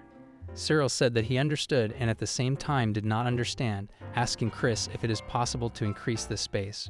Chris told him not to worry about it because of course he was growing. Cyril asked Chris, "Isn't he growing?" Chris laughed and said that he was immortal and an ideal creation. Colette sighed deeply, saying that at least Chris had grown up with his behavior. Chris heard this and asked what she said. He replied sarcastically, suggesting that maybe she needs to grow up. Colette irritably asked why Chris was picking on her. Chris, laughing, said that she didn't have to hide it because he sees everything and began to tell her about her. But she bit him in the neck with all her might, causing him to scream. He shouted, asking what she was doing. She said that he asked for it himself. Cyril said with a smile that they were very friendly, telling Louise and May to be like that. They answered that it was a bit complicated. Cyril turned to Chris and asked him if it was possible to find out how much space there was in it. Chris said exactly and asked to prepare a glass of water. Cyril brought the glass as requested. Chris told him to take it in his hands, close his eyes, and imagine that he is now alone in an empty room. In this room, he filled everything with water. The room became more and more filled. Suddenly, the water in his glass began to foam. Cyril asked in surprise what happened. The dragon laughed loudly, saying that he was not mistaken about him, and he has the best vessel he has ever seen. Cyril questioned if he really had that many openings, but he also acknowledged that it was always good to have many. Chris laughed and said that with this amount, Cyril could make as many contracts with the dragons as the number of women in an emperor's harem. Cyril found this comparison peculiar. Suddenly, Louise screamed. Cyril turned to Colette, asking her if something had happened. She answered that nothing had happened. Chris laughed and said that this was a real woman's heart. Colette warned him not to talk too much. Chris asked Cyril if he understood. She said something that was not strange but unnecessary, which made Colette very angry. Cyril asked Chris if he could heal wounds with fire. Chris affirmed that he could, but when asked how it felt, He said that he couldn't say because he hadn't felt it on himself yet. Louise mentioned that she was all wet and water was all over the floor. Cyril turned to her, offering to start with her. She agreed. He said that they must shed blood, and they shed each other's blood. A circle appeared on the floor. Louise asked what it was. Louise said it was a strange feeling, as if she was scratching under her throat. Cyril asked her if it hurt. She answered no. Suddenly, Louise said that Cyril seemed cooler to her than usual, like a god. This surprised Cyril greatly. Chris said that the agreement was concluded, and Cyril began to gain new knowledge. Louise said that this was the contract, and Cyril thoughtfully said this is what her abilities are. Chris asked which ones. Cyril told him, doesn't he know? Chris replied that it depends on the contract. There are general skills and there are individual ones. Cyril said this means she has individual ones. Chris said that they would find out now and sat down on the floor, after which he began to wearily lower his head down and then abruptly raised it again. Colette, seeing this, asked if he fell asleep for 1 second. She said that this was very similar to Louise. Cyril laughed and showed Chris his finger, saying that the wound had healed. It was more of a recovery through sleep, and during sleep, recovery is faster than usual. Chris laughed, saying this is magic, not bad. He said that it was very great, thanking Louise, after which she smiled contentedly, saying that she was glad. Cyril turned to Emma, asking if she could now. She happily answered yes, and when a circle appeared in front of him, she laughed. Cyril asked her what it was. She answered nothing and asked if everything was already done. Cyril thoughtfully spoke of abilities related to combat. Chris told him to try it on him. Cyril asked if it was possible. Chris replied that it would not hurt him in any way. Cyril said that then he would not hold back and swinging with all his might, hit Chris with magic, causing him to scream in amazement as a fireball. Cyril said that it was very convenient. Emma asked him if it would be useful for him. He answered of course, asking Chris how he was. Chris laughed, saying great and asking for more, which made Colette angry. Chris said what a look on his face, fire bullet with 9 fingers, that's what this skill is called. Cyril asked, wondering why 9 fingers. He looked thoughtfully at his thumb, which had a ring, and said that it wasn't working out. Emma asked him if something was wrong. Chris said this is the right thumb. The human right thumb means power. He asked Cyril, hasn't he seen that all rulers wear a ring on their first finger? Cyril said thoughtfully no, and he had never met anyone like him. Chris told him that this was a sign of a concluded agreement. After a brief discussion, Cyril told Colette that it was time to start. A large circle with a pattern appeared under them. Colette asked him how he did it. Cyril replied that it turned out as he thought. Now whatever he eats will become energy and be deposited elsewhere in his body. As far as he understands, he can save as much as he wants and use it too. Chris said that no matter how much he eats, he will not gain weight. Cyril agreed and told Colette that her skill would be especially useful in hiking, thanking her. She told him that it was nothing like that. Chris laughed and told Cyril that he was very lucky. Cyril looked at him in surprise. Chris said that if he made even the slightest mistake in this agreement, he would be as fat as Colette. She was stunned by what she heard and bit Chris with all her might, shouting that she was not fat. Chris shouted that he was in pain. Cyril, looking at this with a grin, said that Chris asked for it. The next day, Cyril sat opposite a man at the table. The man greeted him, saying that his name was Sebastian Bernard.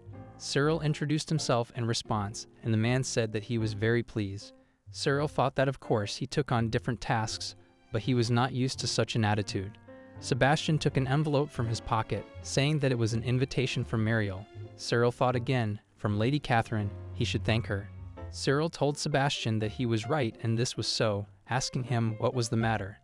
Sebastian lowered his head, saying that it was hard for him to ask for this. Could he get dite?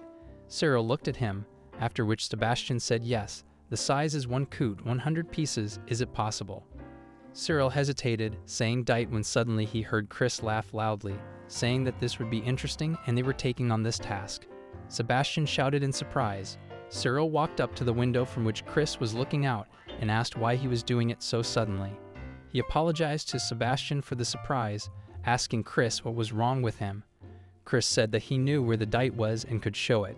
Cyril asked in surprise how. Chris answered Sebastian that then they would take on this task, after which he thanked him. He said that it was very brave of him to take on such a task, and Cyril looked at him in surprise. Cyril and his dragons walked down the street. Colette said, displeased, le, and why is he with them? Chris laughed and asked her, does she want it together? She shouted that he was a fool.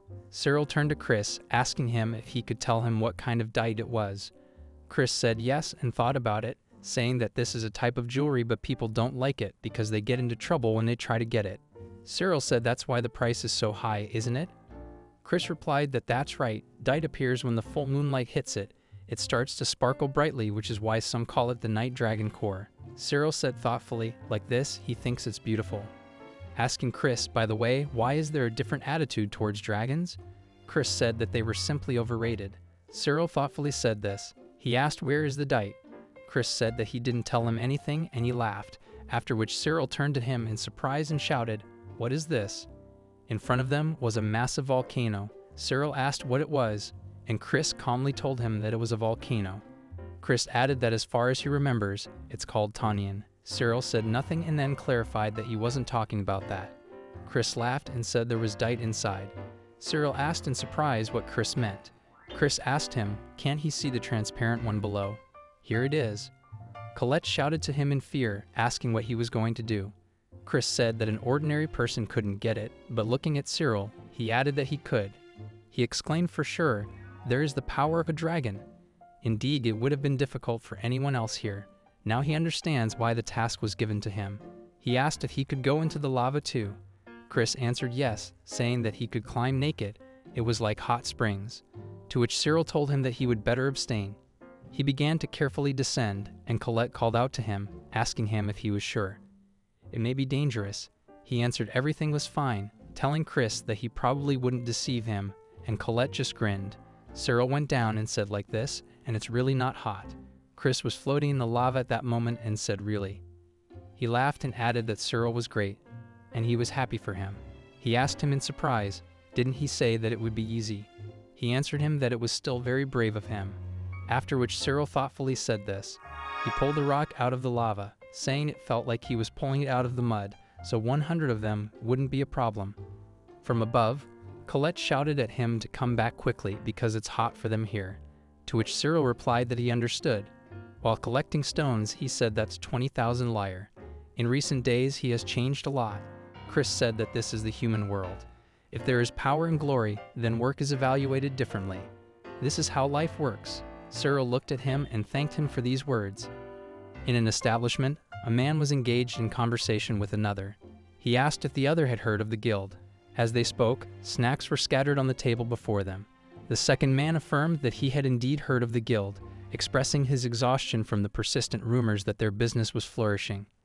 He had a nagging feeling that they were concealing something from the public eye. Contrary to the rumors, he denied that their success was due to the patronage of the queen herself. This revelation shocked the first man, who exclaimed in disbelief.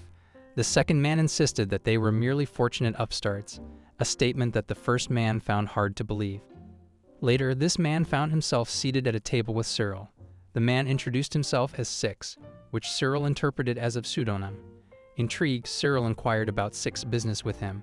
Six revealed that he had a job for Cyril, a delivery assignment with a handsome payment of 30,000 lyres. Cyril was taken aback by the substantial sum, realizing that the task might not be as simple as it seemed. Cyril probed further, asking about the nature of the cargo. Six was evasive, insisting that Cyril simply had to deliver the item to a specified location. Cyril sensed that Six was withholding information, which only piqued his curiosity further. Their conversation was interrupted by the boisterous laughter of Chris. He joined them, expressing his interest in their intriguing discussion and requesting to be included. Six was visibly surprised by Chris's sudden appearance. Cyril, however, found the situation exciting and agreed with Chris's sentiment. Chris, confident that no one could resist him, decided to press Six for more information. He conjured fire with his wings, startling Six into revealing the nature of the cargo. It was the incense of the dragon's tears, a type of perfume known for its sleep-inducing properties when brought to fire. It could induce hallucinations, akin to falling into a dream. Despite its harmless physical effects, the perfume was banned by the king. Cyril understood the implications. The task was clandestine, and the perfume was prohibited despite its lack of physical harm. Chris agreed, adding that the ban had led to a decline in demographics due to people immersing themselves in an alternate reality. Cyril expressed his belief that such strict limitations were unnecessary, as people's needs varied. Chris concurred, citing the example of an old man who had lost his wife and could benefit from the perfume. After much deliberation, Cyril decided to accept the task. Six directed him to the designated pickup location marked on a map. Upon reaching the location, a small building, Cyril and his dragons were greeted by a man who confirmed that they were at Fort Nirko. They were there to collect the dragon Tyrion since Cyril noticed the numerous people on the ramparts. A guard at the entrance of a building questioned Cyril's identity.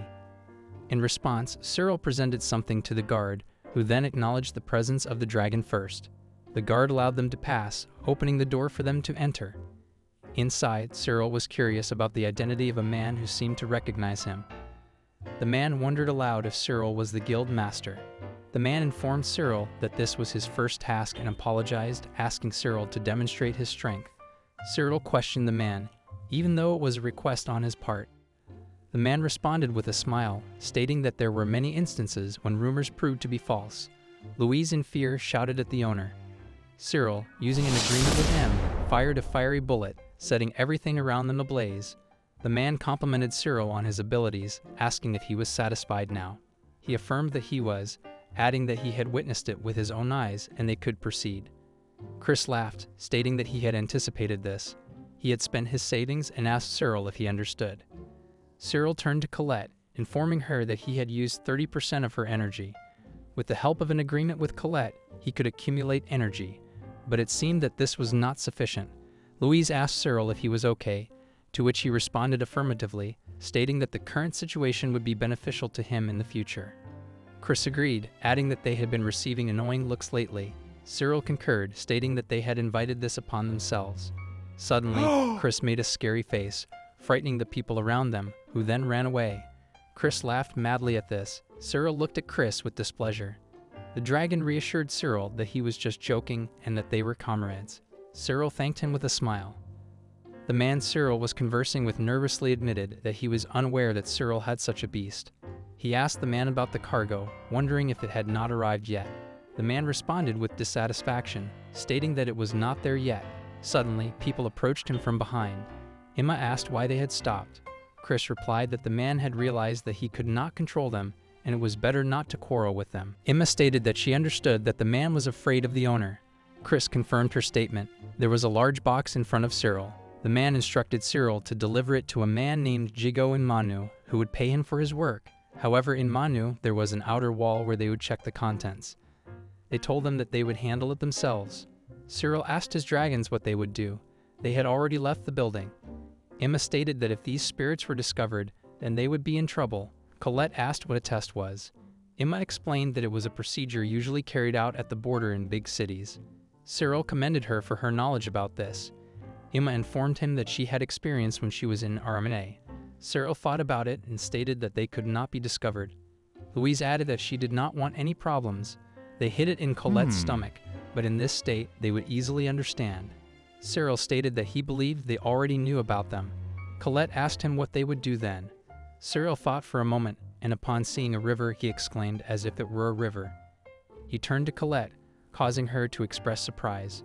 Cyril stated that he had a request. Cyril sought Colette's assistance during their inspection in the city of Manu. He expressed his reliance on her, which was interrupted by a guard instructing them to halt. The guard questioned Cyril, who identified himself as the Dragon Knight and a member of the Dragon First Guild. He presented the necessary documents to the guard. The guard, pointing at Colette, inquired about the contents of her stomach. Cyril dismissed it as nothing special, but the guard insisted that it was their decision to make. The guard then commanded Colette to start the inspection. In response, Colette raised her head, opened her mouth, and released a large amount of water. The guard was taken aback, questioning what it was. Cyril explained that water was a necessary provision for their journey. The guard, overwhelmed by the amount of water, allowed them to proceed. As they passed, Colette expressed her surprise at how easily they had bypassed the inspection. Cyril agreed, noting that this method could not always be used. They had released all the water, but some remained in her stomach, serving as a place for the dragon. Cyril stated that their next task was to find Jigo. He noted that the city was noisier than BKRSL. Emma mentioned that the city was largely built by the guild master himself, which intrigued Cyril. He expressed his desire to build a city for dragons. As they walked down the street, Louise pointed out a sign. Cyril, surprised, noticed that the sign was identical to theirs. He decided that they should try to enter the building. Upon entering, a man questioned their identities. Cyril introduced himself and asked if the man was Jigo. The man confirmed his identity and asked about the goods. Cyril instructed Colette to hand over the goods, and she pulled the boxes out of her stomach. Cyril asked Jigo if he would check the goods. Jigo agreed and, upon inspecting the stones, expressed his satisfaction. He received the goods and placed a box in front of them, stating that it was a common reward. At Cyril's command, Colette swallowed the box. Jigo asked Cyril if he would count the reward, but Cyril declined, stating that if the reward was insufficient, he simply wouldn't accept the next job. Jigo grinned at this, and they left the building. Louise expressed her surprise at the reward of 30,000 liters. Colette noted that this was the price given for transporting Dragon Tear's incense.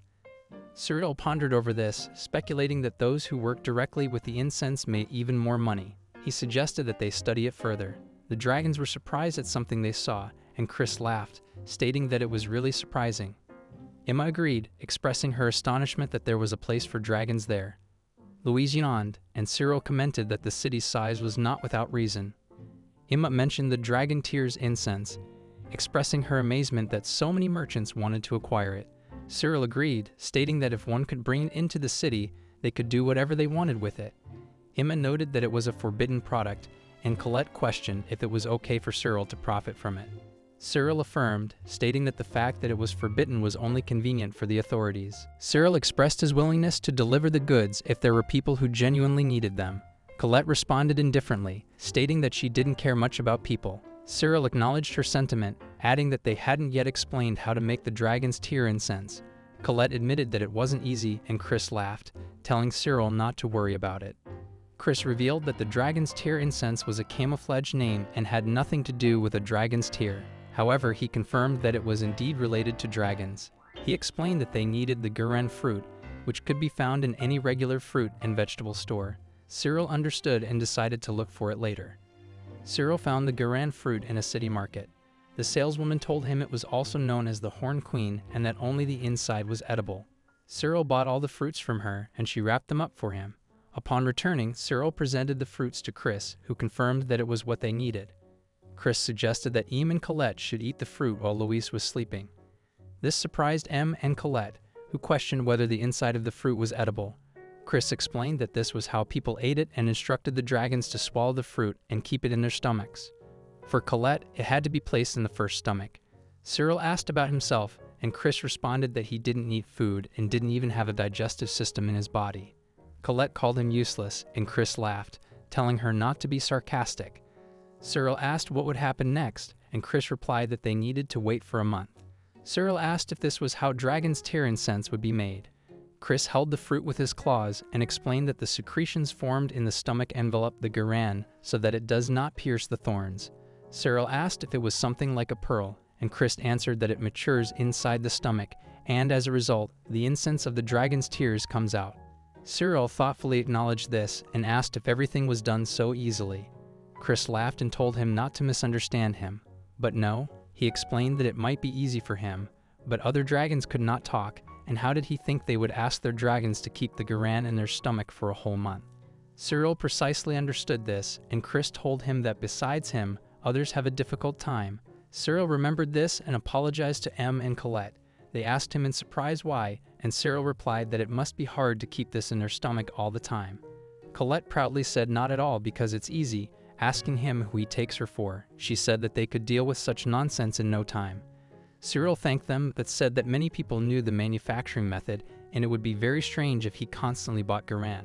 Chris said everything was possible, and Cyril said that if so, it would be good if he knew how to make Guren himself.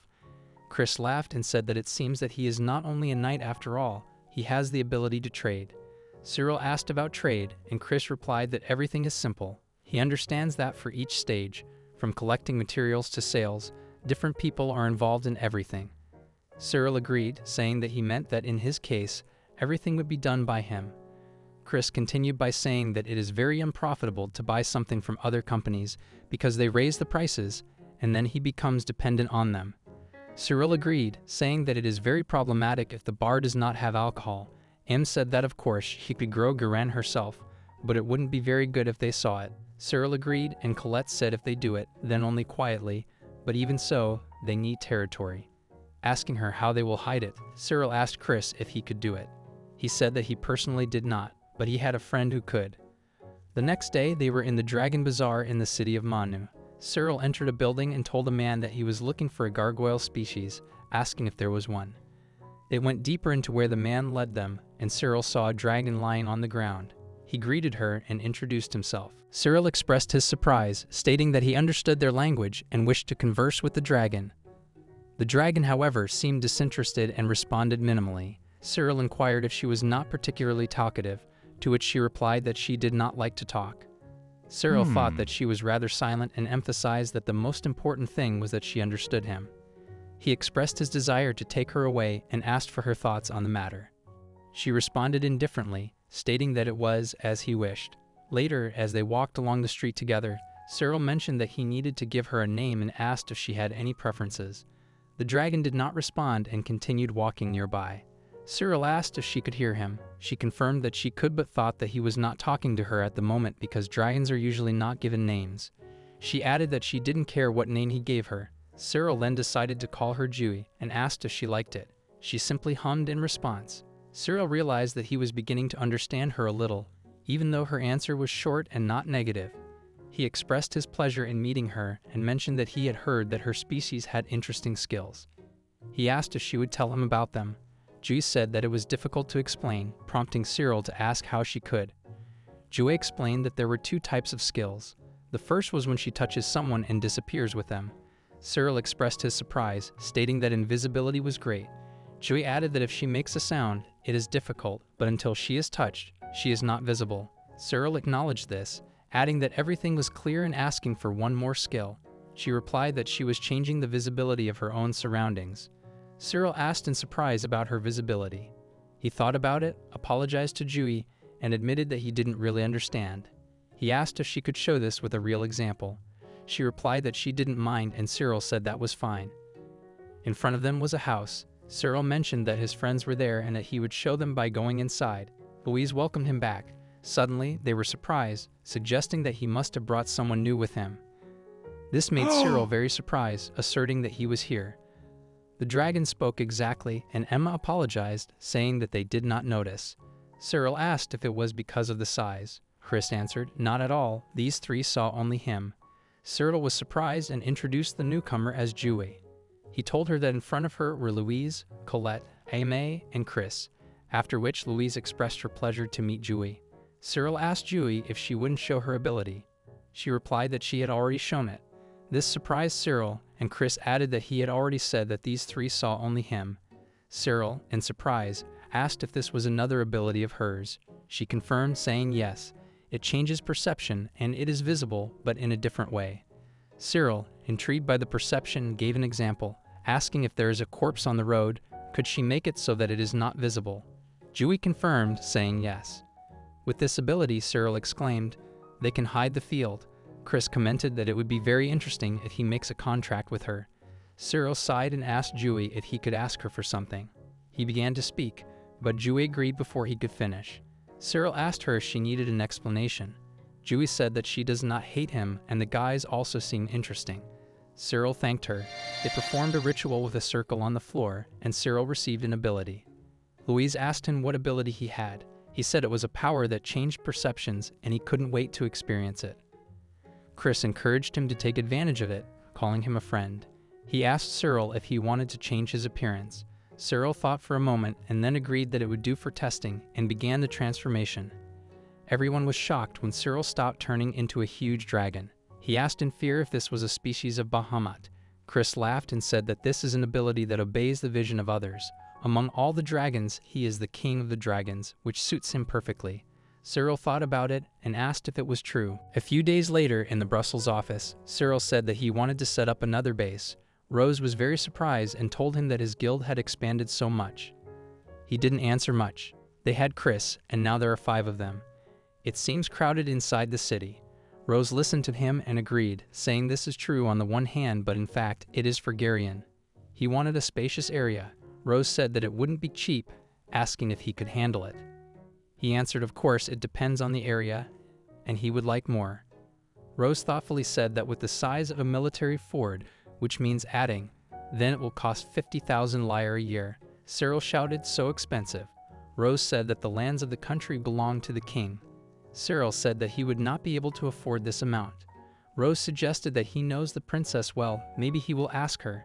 He said that it was not necessary. He was thinking that the princess would agree, but he did not want to involve her. He said that he would first think about finances, thanking Rose. When he came back, he said that for some time they would be without territory. Colette said that then there would be housekeeping. Cyril said, unfortunately, yes. He said that first, they would try to grow it from beginning to end. Turning to Jui, he said that he would plant this seed, asking her when it grows up, will she hide it? Jui agreed to Chris's question about whether the amount was sufficient for Cyril. Cyril confirmed it was, and he did it as a test. Chris then suggested that Cyril could plant it here instead of on the street. Cyril expressed concern about the lack of light, but Chris assured him there would be no problem. To demonstrate, Chris created a huge beam of light that illuminated the room. He explained that this was the flame of the phoenix, the flame of his life, which helps plants grow faster. Cyril was shocked and asked if there would be light all this time and if the plants would grow quickly. Chris confirmed this. Cyril then asked Chris if it would be difficult to maintain such a load. Chris laughed and said that interestingly, in these 3,000 years, Cyril was the first person who worried about him. He told Cyril not to worry because for him, it's like getting up from a chair. Cyril expressed relief, saying that everything was fine. He mentioned that he relies on Jui, who also helps, and now it's definitely not visible. Suddenly, someone apologized behind the front door. Cyril, surprised, asked who was there. Upon opening the door, he saw that the princess was standing there. He was amazed and she greeted Cyril enthusiastically. Cyril noticed that she was in a hurry and then sat with her at the table, asking her about this new task. She said that Lay had judged her. Cyril looked at her in surprise. The princess said that she had received a message from the office in the city that he needed territory for the guild. Cyril thought that it was all Rose and agreed, but he did not want to bother the princess. The princess asked why, and she said that there was plenty of territory and she would give him as much as he wanted. This made Cyril very embarrassed, and he said that this was too much. The princess insisted that she would do everything for him because she wants to be useful. Cyril said that if she insists so much, then it's good, and he relies on her. She enthusiastically told him to trust her. Only 3 days had passed, and the princess had already found a place. Cyril asked her if it was troublesome, but she assured him it wasn't. She just needed someone who would take over the territory. She thanked him for this, but mentioned that the place couldn't be used right away. Upon exiting the carriage, Cyril saw the area and commented on its spaciousness. As they walked around, the princess asked him what he thought. She mentioned that the archives indicated this was a former estate, which meant there was plowed land. Cyril agreed but noted that the area was now in a terrible state and the building was falling apart. The princess was upset, having hoped to prepare an area for him to work right away. However, Cyril reassured her, expressing gratitude for her help. There was water and a bridge, everything needed to start construction from scratch. The territory was part of an estate, something like a village run by aristocrats. Everything collected belonged to the owners, and the workers received money. Initially, such a place was organized for growing crops. Cyril thought that his goal was to breed Garion, and this place was perfect. He said they needed to start with cleaning and burn everything unnecessary. Using his skill, he created a fire. The princess was surprised, exclaiming that this was a skill. Cyril explained that he had made an agreement with the dragons. The princess was even more surprised, and Cyril added that it would become fertilizer.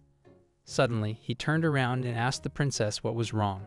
She said that nothing had happened, but Cyril didn't think so. The princess thanked him, saying that it was really nothing. She just wanted to become part of his guild. Sadly, she said that she was not allowed because she was the princess. Cyril understood, and he thought they should do something for her. He came up with an idea and told her not to move. She agreed, and Cyril used Jui's appearance-changing technique, turning the princess into an ordinary-looking person. The princess was very surprised. Cyril said that now, as a different person, she would be able to participate in the guild. This made her scream with joy. She said that it meant it would be secretive, to which Cyril agreed. He said that now he couldn't call her princess, and she asked him if he could come up with a name for her. Surprised, he thought for a moment and then suggested the name Jana. She liked it and thanked him for the wonderful name. Cyril said that since she became a member of the guild, he must know something. Alarmed, Jana asked what kind of secret. Cyril said that he actually understands the language of dragons and can talk to them. Jana was surprised and Cyril laughed, saying that he understood that this was surprising. Jana said that she had never heard of such a thing. Thoughtfully, Cyril told her they would try, but she didn't understand what he meant. They returned to the city of Burrell. Jana asked Cyril what could be understood now. He told her to wait a little. Calling them to Louise, he wanted Jana to sit on Louise once and walk around. While he translates what Jana is thinking, he will show that he really understands their language. He asked Louise how she would tell him. She looked at him sadly, and Cyril asked her what was wrong. Louise apologized to Cyril, expressing uncertainty about whether she could share something with him. Cyril, surprised, asked what was wrong. Louise explained that it would sound strange coming from her. Cyril, unable to understand, turned to Jana for clarification. He told Jana that Louise had mentioned something he shouldn't know. Jana, surprised, asked what they were talking about. Cyril explained that when Jana went to Louise, she said something. Jana suddenly blushed and became very scared, insisting that she couldn't talk about it under any circumstances. Cyril reassured her that he wasn't going to press the issue. He thanked her and continued, saying that Louise had suggested it would be better if Jana told him herself. However, Jana vehemently disagreed, saying it was impossible. Cyril, surprised, asked why. Jana explained that it would come across as a confession, exclaiming that it turns out he really understands them. Cyril confirmed that he did, and Jana expressed how great it was that they trusted him so much. Cyril agreed, saying that it really saved him. Jana admitted that she thought she was communicating with a child of God, but it turned out that this was his power. Suddenly she screamed, and Cyril asked her what was wrong. Jana explained that no one knew about his strength in the previous guild. Cyril confirmed that he had talked about this. Jana asked if he was kicked out even so. He answered yes, and Jana commented that it was very cruel, even though they say that this is a first-class guild. Now she knows better. Cyril thanked her for her sympathy, saying that now he was truly grateful to them. He thought that he was better off now with those who trusted him. He told Jana that from now on, she was a member of the guild and he relied on her. Jana joyfully agreed, shaking his hand and telling him that he could trust her. A month later, Cyril and Colette were looking at their territory. Colette commented that progress was obvious, to which Cyril agreed. Aimee happily noted that they have such a large territory where one can run at full speed. Lee sleepily told her to sleep now. Cyril mentioned that when the collection of Garion begins, workers will need to be hired and a building will need to be built for them. At that moment, Chris approached them, calling Colette and Aimee over.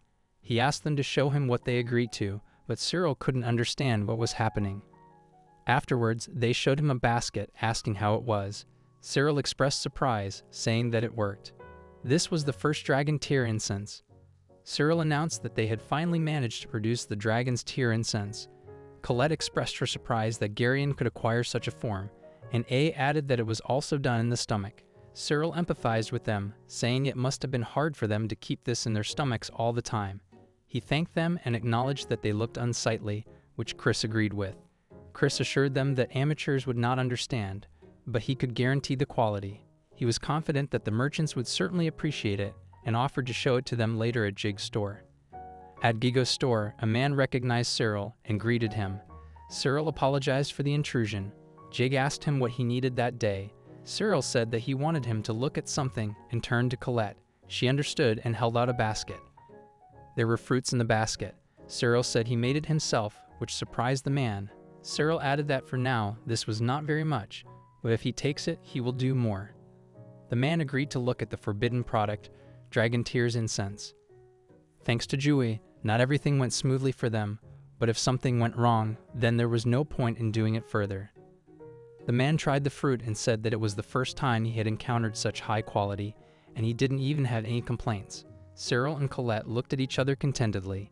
The man asked in amazement what exactly Cyril did.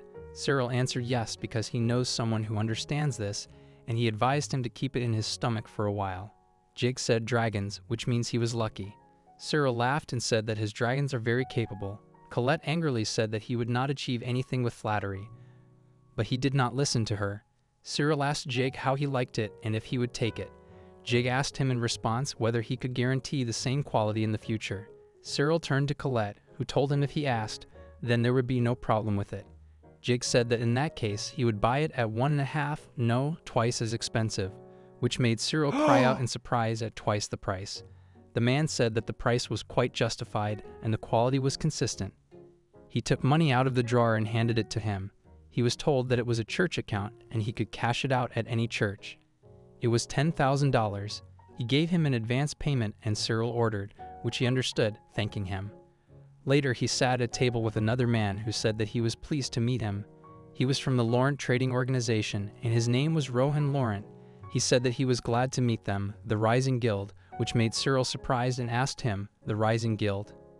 He answered exactly, adding that the dragon first is sure that even greater heights await them, and he would like to get to know him better. Cyril thanked him, asking if he didn't just come to say hello. He answered yes, he brought some goods. Cyril asked him what was there. Rohan took out a small chest from his bag and told Cyril to look. He was surprised, and Rohan said that yes, this is one of the sacred relics. Cyril repeated, "The sacred relic?" And Rohan continued, "Yes, as far as he knows. These are usually the remains of holy beings, and most people sell fakes. But this is the real one." Cyril looked at the thing thoughtfully, and Rohan said that of course, this cannot be understood, so you need to look first. He opened the chest, which contained a small object. Cyril asked in surprise, "Is it a bone?" Rohan said yes, the bone of the Dragon King. He controlled all the dragons. Ren said that he wanted to note that over time it will become more and more expensive, so it is better to buy now. Cyril said that he understood him. Cyril was deep in thought when Chris appeared next to him, breaking the silence with his loud laughter. Chris advised Cyril to make the purchase, guaranteeing that he would not regret it. Cyril, still in doubt, bowed his head and agreed to take it. He confessed to Chris that he didn't know what he was promising him, but he hoped it would be worth the money. Chris revealed that the item was not just the bone of the Dragon King, which piqued Cyril's curiosity. Chris instructed Cyril to watch as he set fire to the chest. Suddenly, the bone transformed into a longer object. Surprised, Cyril asked about the blade. Chris explained that it was hidden by mimicry. This was the horn of the phoenix, its true name. Cyril shouted "Phoenix" in amazement. Chris confirmed, explaining that if there was a part of it a couple of deaths ago, people would call it a divine object. This revelation stunned Cyril. Chris added that such items are called divine because they were once used by divine beings. Of course, such a thing cannot be obtained easily. Chris laughed, remarking that he rarely hears Cyril being so surprised. He asked Cyril if this meant it was real and how it could be useful. Chris replied that this is what makes people cry with happiness. He told Cyril to break it and put it in himself. Cyril asked in surprise, "Eat it?" Chris confirmed. Cyril then asked what would happen to him. Chris told him that he could survive his death alone, which shocked Cyril. He said this power, it's not for nothing that it came from Phoenix. Chris agreed with him.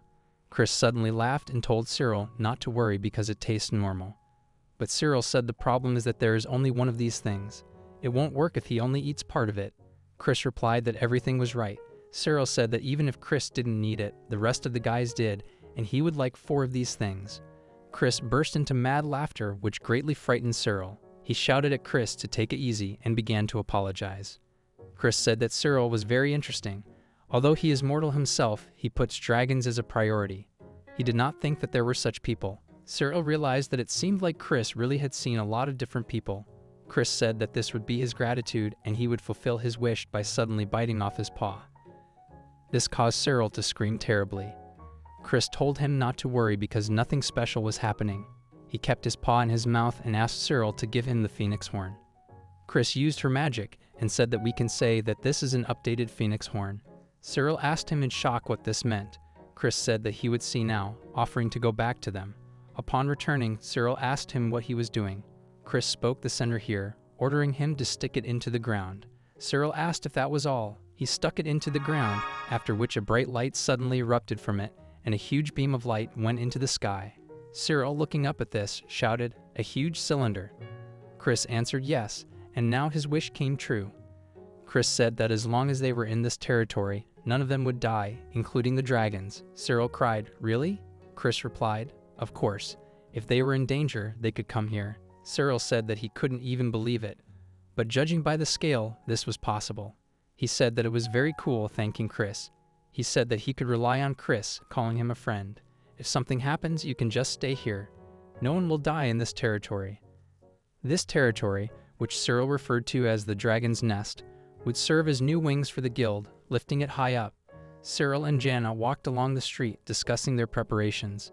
Cyril mentioned that they only have a house and a building for dragons so far. They had already arrived from Burel, and the name of their new place was Pass Run. Jana commented that the house was much more modest than the building for dragons, to which Cyril agreed, stating that without dragons, there would be no guild. He admitted to miscalculating when building the house, resulting in a larger space for the dragons. He planned to expand the territory as soon as he saved up enough money. Suddenly, a man ran towards them, shouting Cyril's name. He informed Cyril that they had a guest waiting at the gate. Cyril asked the man about the rose, and the girl confirmed, saying that they wanted him to go with them. Cyril asked if something important had happened, but the girl said she didn't know what was going on. Cyril concluded that it was probably nothing serious.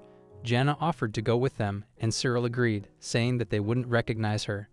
Upon entering the room, Rose apologized for calling him so suddenly. Cyril introduced Jana to Rose, who was surprised and complimented Jana's manners. Rose speculated that Jana was probably the daughter of a merchant. Cyril asked Rose to report if something had happened.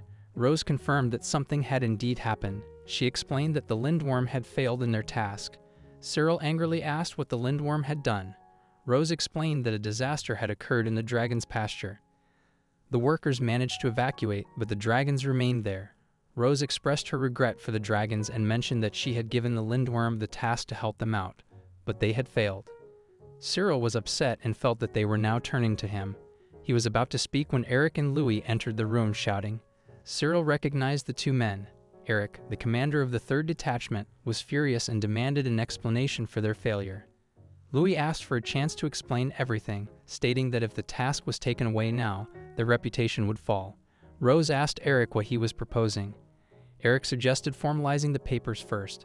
Cyril decided to leave, asking them to send him all the necessary information. Rose agreed to do so. Louis shouted furiously at Cyril's departure. Cyril turned around and told them to write the papers if they wanted. Louis angrily questioned Cyril's attitude. Cyril responded that the lives of the dragons were at stake, and the first thing he was going to do was move out there. This showed Cyril's dedication and commitment to the well-being of the dragons, placing their lives as his top priority. Louis grabbed Cyril, shouting that the conversation had just begun when suddenly his hands were set on fire. He shouted in surprise, "What is this?" Eric asked him when he had time. Cyril turned around, looked at them, and left the building. Once on the street, he said that first, Emma and Yu would go with him, warning them to be prepared as something might go wrong. Emma understood and expressed her trust in Cyril. Colette asked Cyril about her role. He explained that this time the task was to rescue and fight, which might not be suitable for her. He emphasized that guarding the house was also an important job. Colette agreed, and Cyril asked if she could help them prepare for departure. He told Jean that he was counting on her too. Jean and Colette decided to go together.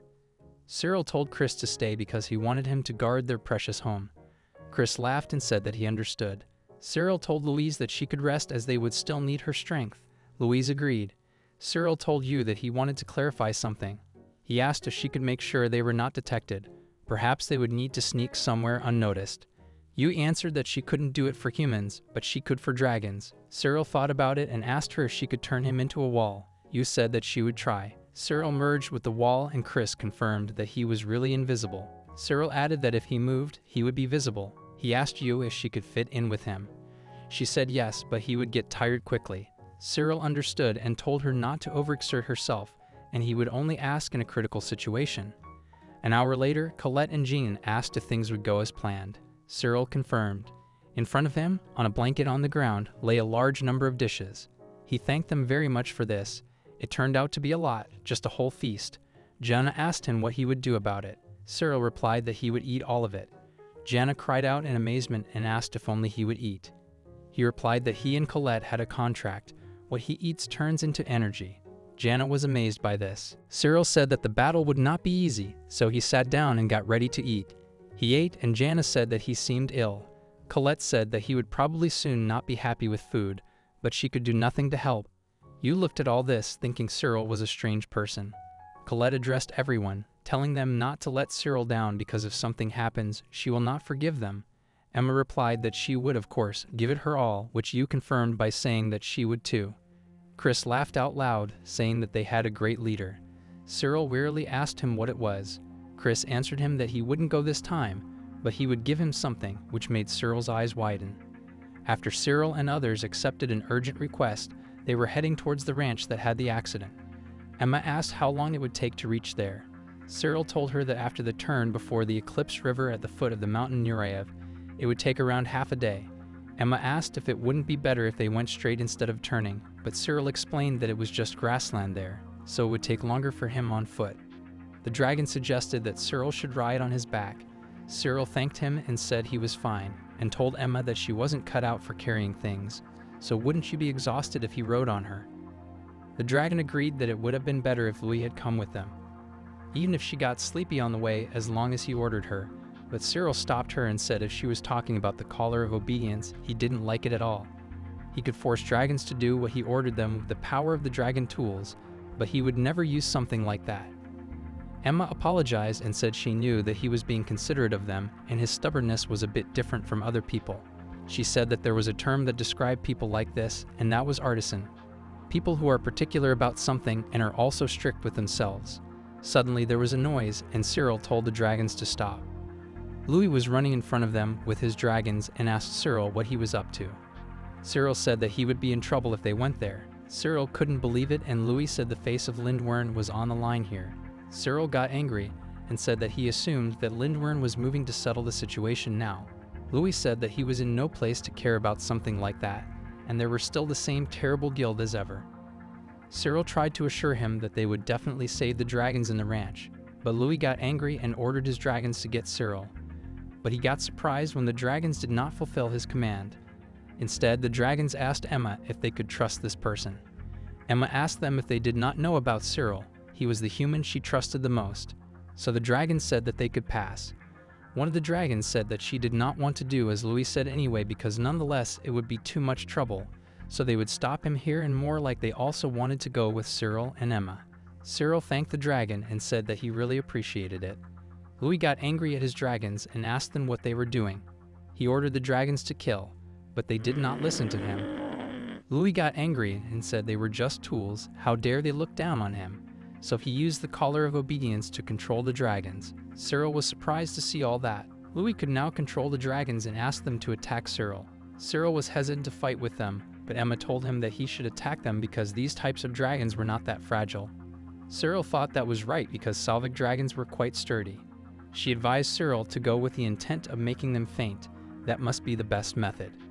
But Cyril ordered Jui to hide him with all her powers, including herself. Cyril and his dragons disappeared from the scene. Louis was astonished to see that. All the dragons could see where Cyril was, but as long as Louis did not command them to attack, they would not attack him. Suddenly something started burning, and Louis could not understand why it was burning. Cyril pushed Louis, causing him to fall to the ground. He thought this would be enough. Cyril asked the dragons if they were alright.